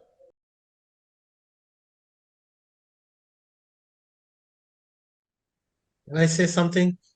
Thank you so much. Hello? कौन सर Yes. अभी Can I say something? Sir after the panel discussion हम फ्लोर ओपन कर रहे हैं for the questions, then you can contribute. Okay. Okay. Sir Riaz, would you like to say something? सब community involvement के हवाले से, अब ये जो कम्युनिटी लाइवलीहुड का जो इशू है, ये किसी एक डिपार्टमेंट से लिंक नहीं है। सबसे पहले तो आपने ये देखना है कि वो जो कम्युनिटीज़ रहती हैं, अब मैं जैसे अभी हम DBC 1 की बात करें, DBC 1 में जो हमारा प्रोजेक्ट जोन है, उसके अंदर जो है वो 62,000 पीपल रह रहे हैं टोटल। हमने उनका सारा प्लान चेकआउट कर लिया है। उनमें से मोस्ट ऑफ दी पीपल जो है, हमने कोशिश की है कि उनको एंगेज करें, उनको इंसेंटिवाइज करें। अभी एक ही हमारी मॉनिटरिंग हुई है और हमने पूरा प्लान किया है। लेकिन मैं ये नहीं कह सकता कि मेरा ये प्रोजेक्ट जो है वो 6 लाख लेकर 6 लाख लोग जो रहते हैं वहाँ पे कोस्टल बेल्ट में, उन सबको जो है एड्रेस करेगा। No way, I would not claim this. तो ये इसी तरह ही है कि यहाँ पे जो इब्राहिम हैदरी, इधर जो लोग रह रहे हैं, इनके जो है वो ज़रूरियात डिफरेंट है। यहाँ पे बेसिक एमिनिटीज जो है वो ही नहीं है अभी तक प्रोवाइड की गई। रोड, रास्ते और उनकी जो है वो इवन जो है वो सीवरेज का जो है इश्यूज वो नहीं किए गए। अब वो आप जो है वो फॉरेस्ट डिपार्टमेंट पे या किसी एक और डिपार्टमेंट पे नहीं लगा सकते। ये बेसिक एमिनिटीज है, स्कूलिंग है, हेल्थ है, ये चीज़ें ऐसी हैं कि जो होनी चाहिए। अब हम लोग कोशिश कर रहे हैं कि जो हमारा जोन है हम उसमें ये लिंकेजेस क्रिएट करें। वहाँ पे हम कोशिश कर रहे हैं कि जो हॉस्पिटल्स हैं उनके डॉक्टर्स के हवाले से, KT बंदर में जो हॉस्पिटल है उसकी जो है उनको हमने जो है एक एम्बुलेंस प्रोवाइड की है। हम ये नहीं कह रहे कि हम सारा हॉस्पिटल अब चला रहे हैं। हो सकता है कि स्टेज आए हम उनका पूरा हॉस्पिटल जो है वो बेहतर कर सके, ये भी होगा। लेकिन ये चीज़ें बिट बाय बिट होती हैं।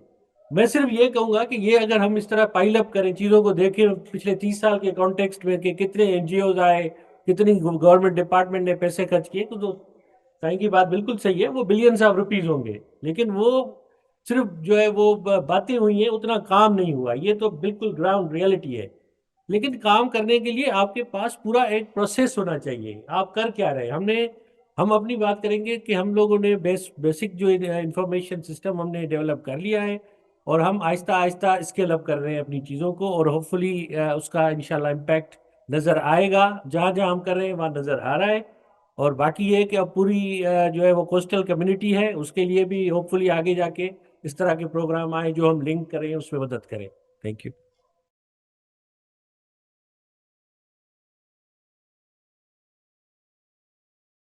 Thank you so much, sir. Sir Ali Tawqir and Dr. Khalid Waleed, would you like to add something on it?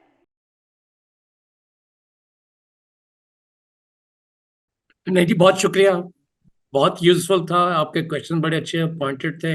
We learn immensely, benefited, and I particularly want to acknowledge patience and articulation of doctor Waleed, जिसके साथ उन्होंने हम सारों को जो है वो explain किया उन पॉइंट्स के बारे में जो हमारे ख्याल में ज़रूर होने चाहिए। मैंने इस चीज़ को बहुत एम्फेटिकली अंडरलाइन करने की कोशिश की है कि मेरे क्वेश्चन जो हैं mostly the deal with long term interest of the sovereign, और वो उस वक्त स्ट्रेंथन होते हैं जिस वक्त हमारी जो है रूल ऑफ लॉ इतना स्ट्रांग हो कि बगैर पॉलिसी के हम बड़े बड़े एग्रीमेंट ना साइन करें। और वो ट्रांसपेरेंसी और अकाउंटेबिलिटी जब आएगी, और जो मेरा ख्याल है खालिद साहब ने 2-3 दफ़ा उस चीज़ को अंडरलाइन किया है, जब उसके बेनिफिशियरी तक उसके बेनिफिट जाते होंगे, वो टेबल पे होंगे और इक्विटेबल बेनिफिट शेयरिंग होगी, तो हमारा लॉन्ग टर्म प्रॉस्पेक्ट्स बहुत ज़्यादा होंगे। Again I have emphasise one more thing that we have mentioned, and I think that's extremely important. हमें एक चीज़ के बारे में पॉलिसी डिसीजन करने की ज़रूरत है कि एज अ गरीब मुल्क जिसकी legal capacities and competencies are extremely limited will be safer in the regulatory market. अच्छा, खा वो वॉलंटरी मार्केट हो या रेगुलेटरी मार्केट हो, international trading is bound to fail us unless there is a domestic emissions trading market. जब तक हम एक दूसरे से नेशनल लेवल के ऊपर नहीं कर सकते, हमें उसकी एग्जैक्ट प्राइसिंग का अंदाजा ही नहीं हो सकता कि क्या है। किसी चीज़ की थ्योरेटिकल प्राइस नहीं होती, उस प्राइस को आप एक्सपीरियंस में से निकालते हैं। अगर मैं एक फैक्ट्री का ओनर हूं तो मेरे एमिशंस की क्या कीमत है मुझे उसी वक्त पता चलेगा जब मैं खरीद सकूंगा या बेच सकूंगा। अगर मैं खरीद नहीं सकता और बेच नहीं सकता और बाहर वाला आके मुझे कोई पैसे ऑफर करे तो मैं अंधेरे में एक ट्रांजैक्शन कर रहा हूँ। सो मेरी सबमिशन ये है कि all of us need to underline the importance of domestic commissions trading market before we are able to swim in deeper waters of international trading। तो दूसरा उसके साथ जो है जो ईयू का एक्सपीरियंस है, जो कैप एंड ट्रेड कैलिफोर्निया का एक्सपीरियंस है, जो चाइना की ट्रेडिंग मार्केट का एक्सपीरियंस है, हमें तो उनको पता भी नहीं है वो क्या है, और हम चल पड़े हैं 50-50 70-70 साल के एग्रीमेंट साइन करने। तो I think we need to think very very carefully about it. Thank you. Thank you so much, Mr. Ali Tauqir. Dr. Khalid, would you like to add on it? Yeah, very briefly, तो शेख साहब ने सभी speakers ने बड़े एलिक्वेंटली जो है वो इस चीज़ को हाईलाइट कर दिया। जस्ट एक चीज़ समझ लें, सिर्फ इस एक एग्जांपल के तौर पे, लेट्स से क्लाइमेट चेंज की वजह से जो कोस्टल एरियाज़ हैं वहाँ पे जिस लेवल पे या जिस डिस्टेंस पे फिशरीज अवेलेबल थी, लेट्स से क्लाइमेट चेंज की वजह से वो थोड़ा सा डिस्टेंस बढ़ गया है और वहाँ की कम्युनिटी के पास वो बोट्स अवेलेबल हैं जो उस डिस्टेंस तक जा सकती हैं, उससे आगे नहीं जा सकती। अगर क्लाइमेट चेंज एडवर्सिटीज़ की वजह से वो डिस्टेंस बढ़ गया है, तो जो भी सोल्यूशन आ रहा है, जो भी मार्केट मैकेनिज्म आ रहा है, लेट्स से कार्बन मार्केट्स ही आ रही हैं, तो उसके बेनिफिट्स उन फिशर फोक्स के पास जाने चाहिए, उन मलाहों के पास जाने चाहिए, ताकि वो अपनी बोट्स को अपग्रेड कर सकें और वो उस लेंथ तक, उस डिस्टेंस तक जा सकें जो कि वेस्ट की या उन इंडस्ट्रियल प्रोग्रेस की वजह से आपकी जो क्लाइमेट चेंज जो है अफेक्ट हो गई है। तो आपको वो बेनिफिट्स उन कम्युनिटीज तक पहुंचाने हैं ताकि टेक्नोलॉजिकल इंक्लूजन हो सके, फाइनेंशियल इंक्लूजन हो सके और क्लाइमेट अडेप्टेशन फाइनेंस हो सके। ये चीज़ें हमें करनी है और इसको करने के लिए हमें बड़ा strong community based people centric local governments की ज़रूरत है, ताकि ओनरशिप जो है वो आ सके उस कम्युनिटी की, और जितने भी प्रोजेक्ट्स आ रहे हैं उनके सारे बेनिफिट्स जो हैं वो उन लोगों तक टारगेटेड अप्रोच के साथ जो है वो डिलीवर हो सकें। यहाँ पे मैं रोकता हूँ कि हमें इस चीज़ को फॉलो करना है। अगर इस प्रिंसिपल को छोड़ दिया तो वो कोर प्रिंसिपल, वो कोर थीम जो है वो कार्बन मार्केट्स का वो ख़त्म हो जाएगा जो कि क्लाइमेट जस्टिस, क्लाइमेट इनजस्टिस पे फेस करता है। Thank you so much. Thank you so much, Dr. Khalid. Now the floor is open for the questions. तो कुछ questions हम अपनी virtual audience से ले लेते हैं, और कुछ questions हमारे पास यहाँ physically जो लोग मौजूद हैं उनके भी I'm sure कुछ सवालात होंगे। तो पहले उनसे सवालात ले लेते हैं, फिर उसके बाद we'll move on to the virtual audience. Does anyone have a question? आपको आगे आना पड़ेगा।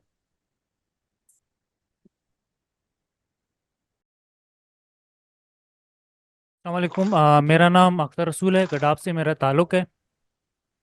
मैं जोग्राफ़र हूँ और जाइस मैपिंग प्रोफेशनल मेरा काम है। इन्वायरमेंट के हवाले से मैं काम करता हूँ। मेरा सवाल सर रियाज वगन से है कि एक आप चीफ जो कंजर्वेटिव फॉरेस्ट हैं, तो सवाल मेरा ये है कि Bahria town DHA city, education city तो खैर एग्रीकल्चर लैंड पर बनाया गया है। DHA सिटी जो तकरीबन 20,000 एकड़ पर है, और बैरिया टाउन जो 30,000 एकड़ पर है। 1,000 तकरीबन 1,500 एकड़ वो अब कीर्तन नेशनल पार्क के अंदर घुस चुका है। तो सवाल इससे आप लोगों के क्या जो है लाए अमल है, क्या उसको आप वागुजार करेंगे या क्या कानून है? और दूसरी चीज़ ये है कि नॉर्दर्न बाईपास के बाद अब डैम सेंचुरी शुरू होता है। वहाँ पे तकरीबन अभी जो मैंने मैपिंग की है रिसेंटली 1 हफ्ता पहले, तो तकरीबन 2,353 एकड़ अब डैम सेंचुरी के अंदर हाउसिंग सोसाइटीज और उनके एडवर्टाइजमेंट भी चल रहे हैं।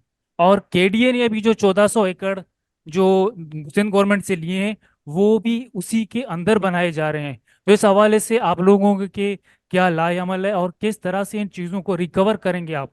यानी कि 1,500 एकड़ जो बैरिया टाउन के प्योरली कीर्तन नेशनल पार्क के अंदर है, जो प्रोटेक्टेड एरिया है।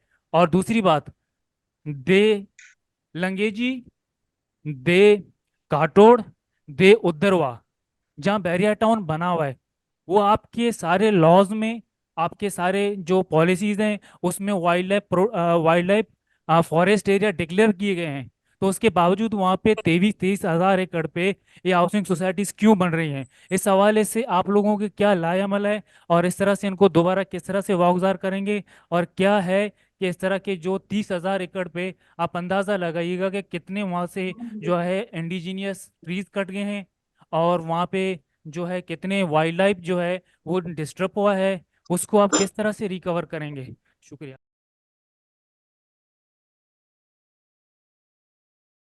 मैं रिक्वेस्ट करूंगी कि आप लोगों के जो भी सवालात हैं वो स्पेसिफिक टू ब्लू कार्बन और मैनग्रोव से रिलेटेड हो, but if you would like to answer this question बस चंद अल्फाजों में बस। पहली बात तो ये है कि जो आपने कीर्तन नेशनल पार्क की बात की, तो वो अभी रिसेंट जो सर्वे हुआ उसमें ये 1500 एकड़ की बात आई है, तो उसके बाद वो काम बंद हो गया, ठीक है। और अब हुकूमत का काम है आगे, उसको प्रोटेक्टेड एरिया है उनका आया, वो फर्दर उसको डिनोटिफाई करते हैं या उसको उसके हवाले करते हैं। दो चीज़ें हैं, या तो वो रहेगा एज अ प्रोटेक्टेड एरिया, या फिर जो है वो जैसे पहले हुआ था पार्ट ऑफ दी जो बैरिया टाउन 1 है उसमें भी कुछ एरिया काठोड़ का जैसे आपने जिक्र किया वो आ गया था। फिर वो सुप्रीम कोर्ट के फैसले के तहत जो है वो उसने जो है वो 460 अरब जो भरे हैं उसमें वो आ गया। तो हम लोगों ने कॉग्नाइजेंस लिया है पहले भी और अभी भी हम ले रहे हैं, लेकिन अल्टीमेट जो डिसीजन इसका होता है वो होता है सिंध बोर्ड ऑफ रेवेन्यू के पास, गवर्नमेंट के पास। उसमें मैं आगे इससे कुछ भी नहीं कह सकता कि वो गवर्नमेंट पॉलिसी होती है, जो ज़्यादा नेशनल इंटरेस्ट में होगा डेफिनेटली वहाँ हो जाएंगे। Thank you so much sir. और किसी का कोई सवाल है? Sir you have to come in front. आवाज ऑडियंस में।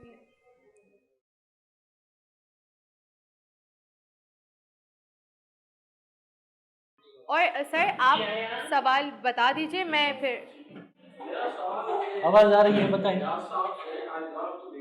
जी जी। मेरा सवाल आपसे है, जो आप यहाँ पे फॉरेस्ट गवर्नमेंट को हेड करते हैं, तो ये मैंग्रोव्स का जो इशू है, नो डाउट ये क्लाइमेट चेंज जो है ग्लोबल इशू है, पाकिस्तान को बहुत ज़्यादा मुतासर है और हमारा कार्बन के हवाले से 1% भी कंट्रीब्यूशन नहीं है। ओके, तो अब कहने का मकसद यह है कि बहुत बड़ा इशू है और पाकिस्तान उससे मुतासर है। और यहाँ पे बात हो रही है, हाँ, यहाँ पे बात हो रही है मैंग्रोव्स के हवाले से। तो मेरा आपसे सवाल यह है कि फॉरेस्ट डिपार्टमेंट जो है मैंग्रोव्स के उसके अफजाइश उसके तहफ़्फ़ुज़ के हवाले से वो उसका क्या रोल है, उसने क्या इस हवाले से कंट्रीब्यूशन किया है, तो इस हवाले से हम डिटेल जानना चाहते हैं।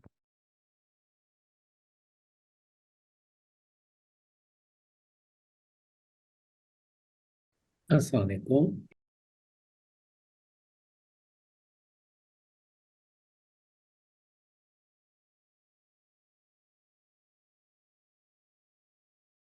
अभी यही बातें हो रही हैं कि फॉरेस्ट डिपार्टमेंट जो है वो उसका मेन काम जो है वो मैंग्रोव्स की प्रोटेक्शन और उसकी रेस्टोरेशन, ये दो काम है।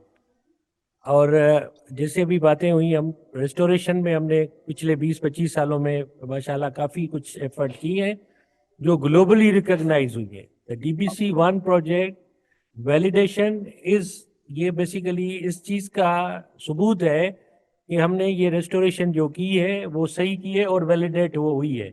इसी तरह हम आगे भी इसको इंशाल्लाह करेंगे। दूसरा काम है कि हम इसको प्रोटेक्ट कैसे कर रहे हैं। 2010 तक जो आपके कराची की सराउंडिंग में जितने भी मैंग्रोव्स थे, इनको प्रोटेक्टेड का स्टेटस भी नहीं था।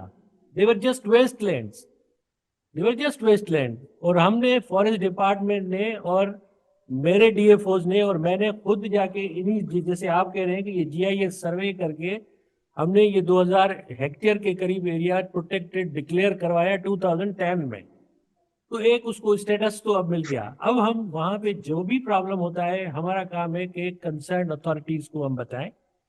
अभी रिसेंटली चीफ सेक्रेटरी साहब के जो है वो उसमें कमेटी बनी थी, उसको भी हमने बताया कि इसमें पिछले 12 साल में क्या चेंज आई है, क्या क्या इकदाम करने चाहिए और हमें किस तरह इक्विप करना चाहिए पुलिस के साथ। और वहाँ जो है वो फेंसिंग का मैंने प्रपोज किया कि ये हाईली सेंसिटिव एरियाज हैं, यहाँ पे बाकी जगहों पे किसी को भी प्लॉट भी मिलता है तो हम फौरन उसको फेंस कर देते हैं या दीवार लगा देते हैं। यहाँ पे हमें कोई इस तरह की कोई ना फंडिंग है ना कुछ है, लेकिन हमने प्रपोज किया है कि इनको बचाया जाए, ये लंग्स है कराचाइट्स के। तो हमारे एफर्ट्स अपनी जगह पे हैं, हम शो भी कर सकते हैं और हम हर फोरम पे ये बात भी करते हैं। लेट्स होप कि ये बच जाए। सबसे बड़ा प्रॉब्लम यहाँ पे अलॉटमेंट का है।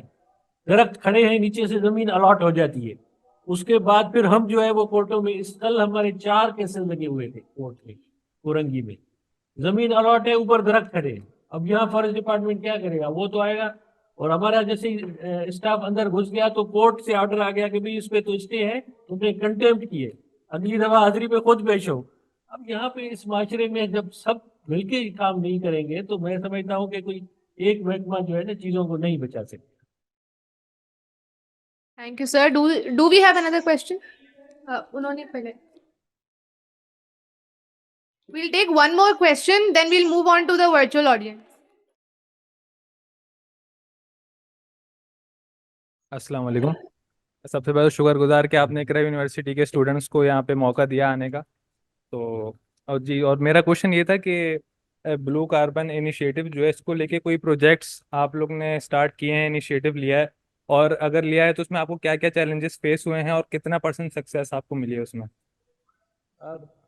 ब्लू कार्बन प्रोजेक्ट तो ये अब जो है समझ लें कि एक वैलिडेटेड प्रोजेक्ट है जिसमें हमने ये एस्टिमेशन की है कि हम अगले 6 सालों में अप टू 2030 हम तकरीबन कोई 2.5 लाख हेक्टेयर जो है वो फॉरेस्ट नया रेस्टोर करेंगे, और जितना जितना हम रेस्टोर करते जाएंगे उतने उतने क्रेडिट्स हमें ट्रेड करने का मौका मिलेगा।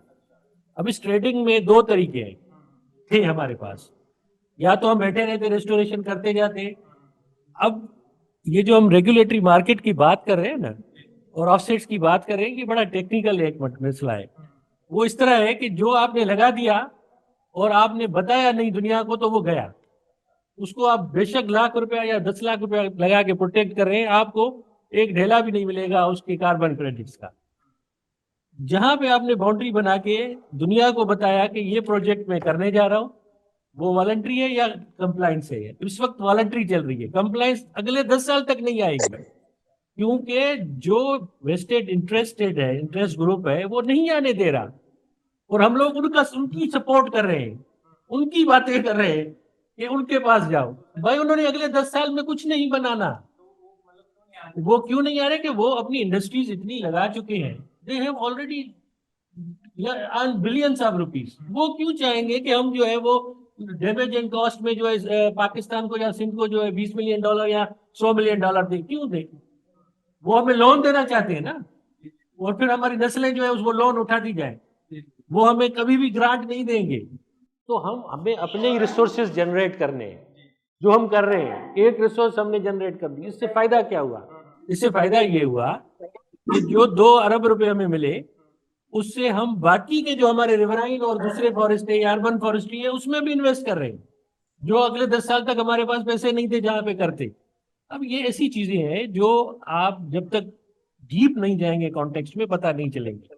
तो हम ये अच्छा, दूसरा ये कि हम पूरा इस पैसे से एक रिसर्च का पोर्टफोलियो शुरू कर रहे हैं, जिसमें यूनिवर्सिटीज के लोग आएंगे जो हमारे साथ मुख्तलिफ एस्पेक्ट्स पे रिसर्च करेंगे, जो इस वक्त तक हमारे पास कोई पैसा नहीं है उसमें, अगर कहीं है तो वो लग नहीं रहा। तो ये एक चीजें हैं जो अब हमने इस पैसे को देख के अंदाजा है कि हमें, अब जैसे हमारी ट्रांच आ रही है, वी एक्सपेक्ट दैट के पिछली दफा हमें $15 मिले थे, हो सकता है इस दफा हमें 30 मिल जाए। तो वो जो 10-15 अरब रुपए होंगे वो भी इधर ही इन्वेस्ट होंगे। अगर हम ये लगा के ये वैलिडेट ना करवाते तो वो हमारे वेस्ट थे। जैसे 1.5 लाख हेक्टेयर हमारा पहले लगा हुआ है, वो किसी काम का नहीं है। इस वक्त अब दुनिया ने कहा कि नहीं भाई, हमने जो है वो जो लगा हुआ है कंजर्वेशन, उसको हम फंड नहीं करते। भाई अब उनको कौन रोकेगा? उन्होंने बना दिया ये बल्ब जो है वो सिस्टम। तो ये वो चीजें हैं जो हमें देखनी, इसलिए मैं कह रहा हूँ कि हमें जल्दी से जल्दी इस चीज को कैप्चर करना है। हमें उनका वेट नहीं करना कि कब तक वो रेगुलेशन करेंगी। 2015 से लेके पहले जैसे सीडीएम की बातें हो रही थी, सीडीएम में भी लोगों ने फायदा उठा लिया ना, हमने तो नहीं उठाया। अब ये भी हम कह रहे हैं कि रेट भी निकल जाए और हम कोई फायदा ना उठाए, हम सिर्फ बातें करते रहे। तो इसलिए प्रैक्टिकल होना पड़ता है। You have to take some ऐसे डिसीजन भी आपने लेने होते हैं जो रिस्की भी होते हैं, लेकिन हमने जो डिसीजन 10 साल पहले लिया था that was risky, but it paid, it will definitely पे इंशाल्लाह। जी, थैंक यू। जी सर, थोड़ा पानी पिला दे मुझे। एक तो ये बता दीजिए कि अब तक जो अमाउंट मिला है जी सर, कार्बन क्रेडिट के हवाले से, ये क्या प्रोविंशियल बजट का हिस्सा बनता है या एनएफसी के थ्रू दोबारा सूबा में?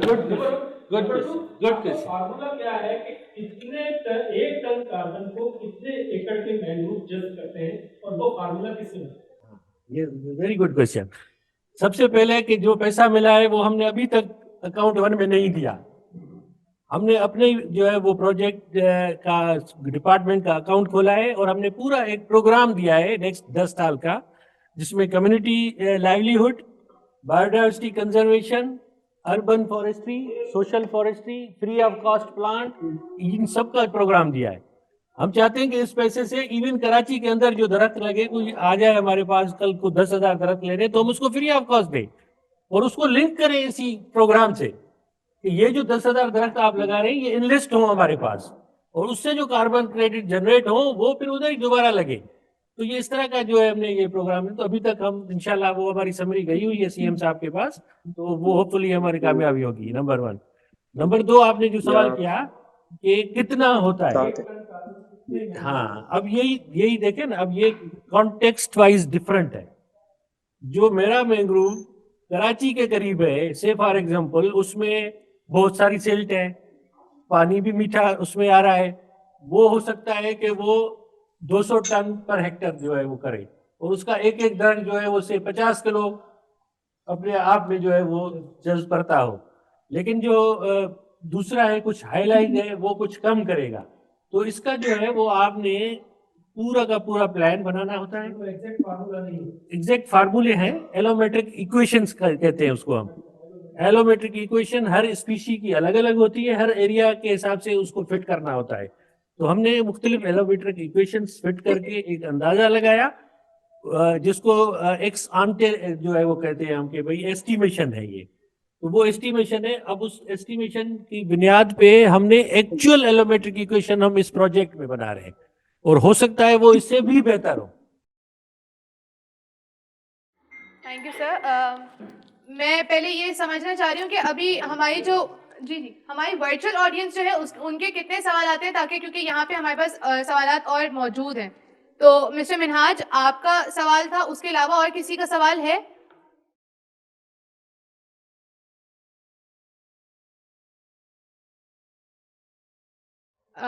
मिस्टर मिनहाज, आप सवाल अपना कर लें, ताकि फिर हम अपनी जो ऑडियंस यहाँ मौजूद है फिर उससे सवालात कंटिन्यू कर सकें। जी अस्सलाम वालेकुम। मेरा सवाल कोई इतना नहीं है, बल्कि कुछ हेल्पफुल कमेंट्स है। मैं खुद जो है as a work as a technology business consultant, I am based in Silicon Valley California, और अभी बल्कि मैं कतर में बैठा हुआ हूँ। और कल मेरी यहाँ पर जो है काफको के साथ मीटिंग हुई है, जो कि दुनिया की सबसे बड़ी यूरिया कंपनी है। अब यूरिया जो है वो बनाया जाता है, बहुत सारे लोगों को पता है कि वो नेचुरल गैस से जो है अमोनिया बनता है, फिर उससे यूरिया बनता है। So there are lot of carbon emission. तो इस तरह की कंपनियां जो है उनको कार्बन क्रेडिट्स जो है चाहिए हैं। मिडिल ईस्ट में जितनी भी ऑयल एंड गैस कंपनीज हैं उनको कार्बन क्रेडिट चाहिए। बहुत सारी ये कंपनियां जो है वो ब्लू हाइड्रोजन की तरफ जा रही हैं, यानी ये कि अमोनिया से जो है हाइड्रोजन को बनाना, और उसके बाद जो है hydrogen as a fuel will be used for many purposes. अच्छा, अब पाकिस्तान में जो है वो कार्बन मार्केट तो है नहीं। Where are the buyers? The buyers are in Middle East and buyers are in the western world. I mean, तो मैं आप सब लोगों को एक मशवरा देता हूं कि देखें, मार्केट्स जो है वो और जगह पर हैं, और जहां पर कार्बन क्रेडिट्स क्रिएट किए जा रहे हैं वो और जगह है। तो कार्बन क्रेडिट्स जो है उनकी क्वालिटी जो है उसको आप बनाएं, और उसके बाद जो है आप लिंक करें जो आपकी ओवरसीज कम्युनिटी में जो पाकिस्तानीज हैं, I mean I am one of them, हम लोग जो है इस चीज के ऊपर काम कर रहे हैं, and I am offering my services basically free of cost, कि भाई हम आपको जो है गाइड करें कि किस तरह के प्रोजेक्ट्स बनाए जाएं। जैसे अभी मेरी काफको के साथ बात हो रही है कि हम सोलराइज ग्रीन हाउसेस बनाते हैं। इस्लामाबाद में हमारा जो है सोलराइज ग्रीन हाउस है, जो कि एक जो है ना 1 acre ग्रीन हाउस जो है ना, it can earn about $30,000 in carbon credits. So over a period of life, of 30 years, it can earn about basically about $3 million. तो प्रोजेक्ट्स जो है वो किस तरह के हों? जैसे मैनग्रोव की बात हो रही है, देखिए मैनग्रोव जो है अगर आप उसको नर्सरी में भी जो है ना, अगर आप 2.5 फुट का Yeah, I'm coming to an end. Okay, Just okay. let me finish my point. Okay. Okay. Nursery में आप मैनग्रोव जो है जो बनाते हैं 2.5 फुट बनते हुए उसको 8 महीने लगते हैं। अगर उसी को जो है एक ग्रीन हाउस एनवायरनमेंट में टेम्परेचर कंट्रोल एनवायरनमेंट में जो है उसको बनाया जाए तो उसको 3 महीने लगते हैं। So these are some of the solutions based in science and technology, and then in terms of how the markets are developed. आप पाकिस्तान में हैं, प्रोजेक्ट्स उस तरह के हों कि जो कार्बन क्रेडिट्स को अर्न कर सकें, मतलब ये कि उस तरह की क्वालिटी के प्रोजेक्ट्स जो है वो बनाए जाएं। जैसे रूफ टॉप सोलर है, इसको जो है आप रिन्यूएबल एनर्जी क्रेडिट्स जो है वो उससे खरीदे जा सकते हैं। So anyway, my offer is basically if you need to have a project based on some kind of quality that it can earn carbon credits, feel free to get in touch with me, and then I will provide you access to the market, because access to the market, people spend a lot of money on that. अगर आप projects बनाते हो लेकिन आपके पास market access है ही नहीं तो उसका भी कोई फायदा नहीं है, उसमें भी आपको नुकसान होगा। तो I'm basically providing you two things: quality of carbon credit projects, and the second, access to the market. Thank you so much, sir. और किसका सवाल था यहाँ पे? Okay, so we have a lot of questions, so keep your questions very concise. और sir, अगर आपसे होता है या किसी से भी सवाल होता है तो please keep your answers very concise. I'll come to you. अस्सलाम वालेकुम सर। सर आपने बात की थी 2.5 हेक्टेयर फॉरेस्ट रिस्टोरेशन के प्रोजेक्ट की, ठीक है? 2.5 हेक्टेयर का को आप कोई फॉरेस्ट रिस्टोरेशन का प्रोजेक्ट करने वाले हैं जिसके अगेंस्ट आप कार्बन क्रेडिट्स डिमांड करेंगे? 20 नहीं, मैंने कहा था कि जो हमारा इस वक्त है वो 2,50,000 250,000। अच्छा, 250,000 परफेक्ट है। सर मुझे बताएगा कि अगर as a country Pakistan, sir हमने $40 बिलियन के लॉसेस बेयर किए when it comes to climate change losses ना? $40 बिलियन, यस। तो सर और ये जो अमाउंट है over the periods obviously increase हो जाएगी, लेकिन सर जब आप कार्बन क्रेडिट्स डिमांड कर रहे होते हैं मार्केट से, इंटरनेशनल मार्केट में, तो सर आप इन फैक्टर को मतलब लाइक कंसिडर करते हैं कि एज अ पाकिस्तान हम कितने लॉसेस बेयर करें? तो जो इंटरनेशनल फॉर इंस्टेंस एक सर्टेन उन्होंने पर डॉलर कार्बन की प्राइस सेट की हुई है, तो एज अ कंट्री पाकिस्तान जो ज़्यादा लॉसेस बेयर करता है तो उसको एक सर्टेन एक्स्ट्रा मार्जिन दिया जाता है इस तरह की जब कॉस्टिंग हो रही होती है? यही तो चीज़ है।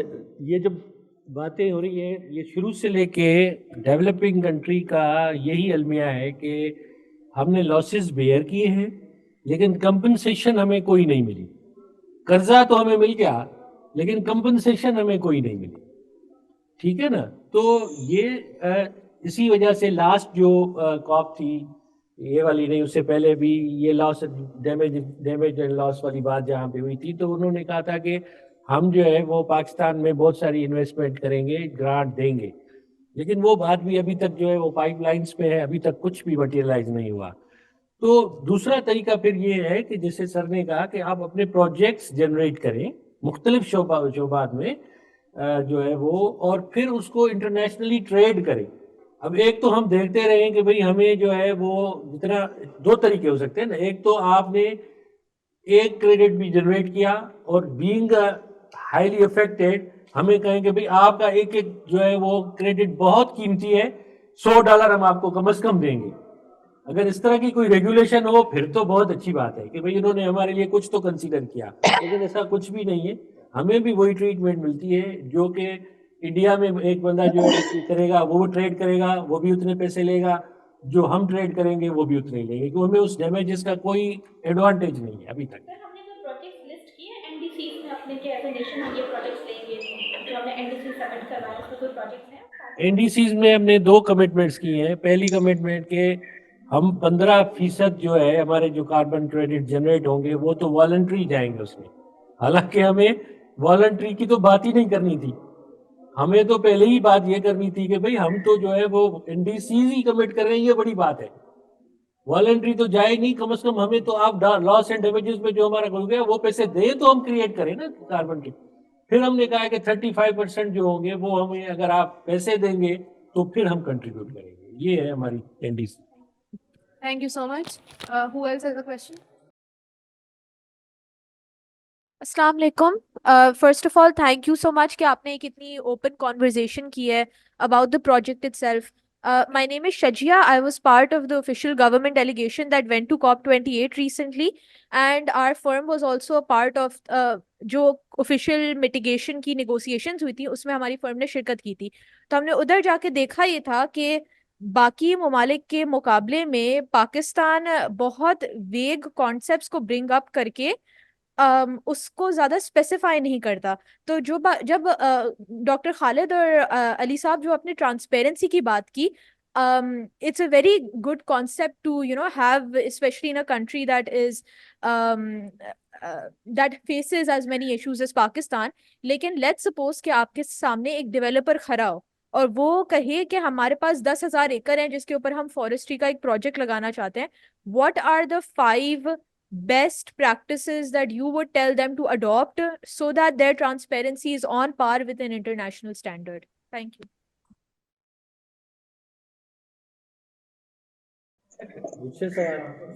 अच्छा, देखिए, अब मैं आपको बताता हूँ कि अभी यहाँ पे वही बात हो रही है कि प्राइस जो है वो बायर ने सेट करनी है. मार्केट मैकेनिज्म है ना. आपने बताना है, एग्जिबिट करना है कि आपके दरख्त लगाने से, आपके प्रोजेक्ट से कौन कौन से इन्वायरमेंटल और बायोडाइवर्सिटी और लाइवलीहुड बेनिफिट्स जनरेट हो रहे हैं. आपने इनलिस्ट करके बताना है और वो जो लिंकेजेस है वो बतानी है आपने. तो जब वो होंगी तो वैलिडेटर उसको वैलिडेट करेगा और बायर फिर उस पर जो है वो देखेगा कि वाकई वैलिडेटर ने वैलिडेट किया है तो मैं इसका जो है वो रेट अच्छा दूँ. अदरवाइज हम कहेंगे कि 10,000 हेक्टेयर पे हमने दरख्त लगा दिए और हमें जो है वो $50 पर टन दे दो, कोई नहीं देगा.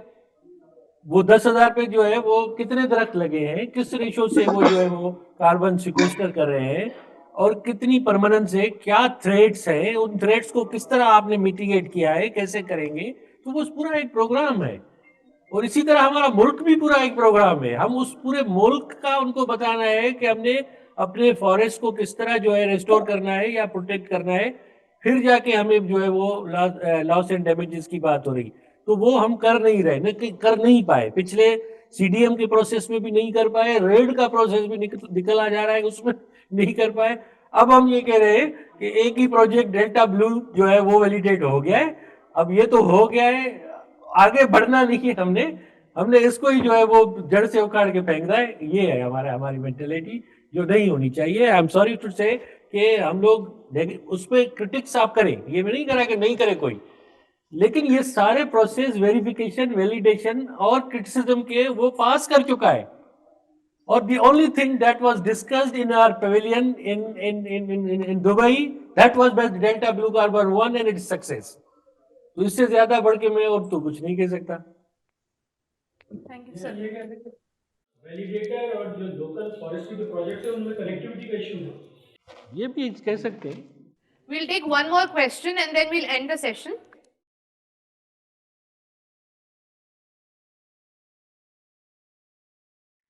अस्सलाम वालेकुम सर.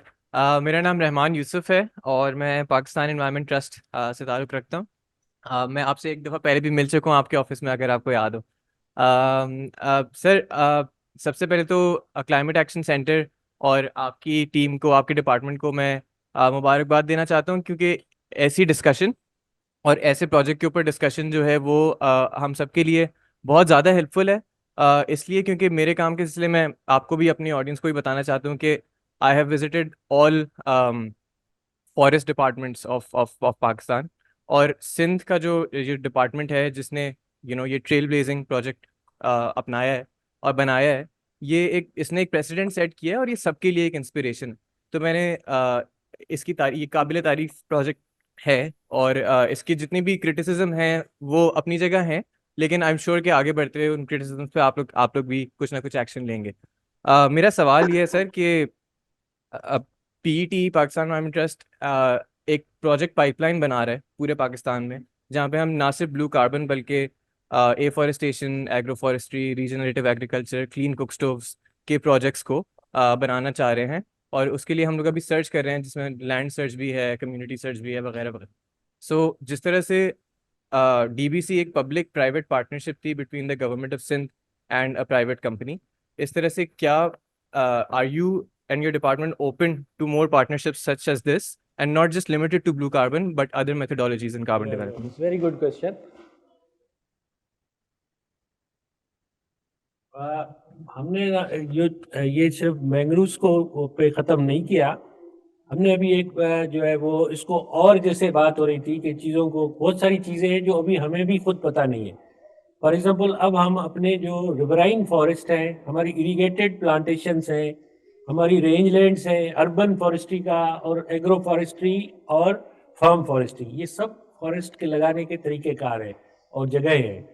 तो अभी हमने जो है एक फिजिबिलिटी स्टडी के लिए जो है वो ट्रांजैक्शन एडवाइजरी दी हुई है, जो मिली हुई है एक कंसोर्शियम को। वो हमारी बेस पे जो है वो डिफरेंट एलोमेट्रिक इक्वेशंस बना रहा है जो ट्री स्पीशीज सिंध में है, और उसके बेस पे हमारे रिवराइन की जो है नेक्स्ट 4 मंथ में होपफुली जो है वो ट्रांजिशन एडवाइजरी फाइनल हो जाएगी। तो हम रिवराइन फॉरेस्ट ओपन कर रहे हैं अभी इसी काम के लिए कि वो आए, लोग आए, इंटरेस्टेड पार्टीज आए, 5000 एकड़ से लेके 50,000 तक जो हमारा अभी माइंड सेट है वो हमें सजेस्ट करेंगे कि कितना होना चाहिए मिनिमम पार्सल और मैक्सिमम पार्सल। तो वो हम कर रहे हैं कि हमारे पास अब पैसे नहीं है, ये आ जाए, ट्रेडिंग हो। ये देखिए अब जैसे पीछे से बात हुई थी कि जो मार्केट मैकेनिज्म है उसमें वो बंदा जो मार्केट का जिसको पता है वही उस चीज़ को प्रॉपर बेचेगा। तो हमारे पास फिर अब ऑफर्स आएंगी कि भाई हम 10% पे, 20% पे, 30% पे ट्रेड कार्बन क्रेडिट्स आपसे लेके हम आपके बेहाफ पे ट्रेडिंग करेंगे और इन्वेस्टमेंट करेंगे।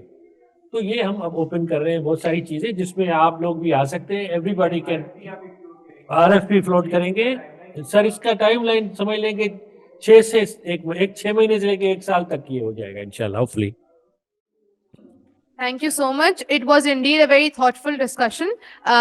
हमारा सेशन यहीं इख्तिताम को पहुंचता है। मैं पैनलिस्ट का शुक्रिया अदा करूंगी doctor Khalid Walid, sir Ali Tauqir, mister Aslam Allah, sir Riyaz Bagan and Maha Qasim के वो यहाँ आए और आके उन्होंने इस गुफ्तगू में लोगों को जो मालूमात उनको चाहिए थी वो फराहम की, और आई एम श्योर कि it was very helpful and informative for all of you. So thank you so much for joining us today.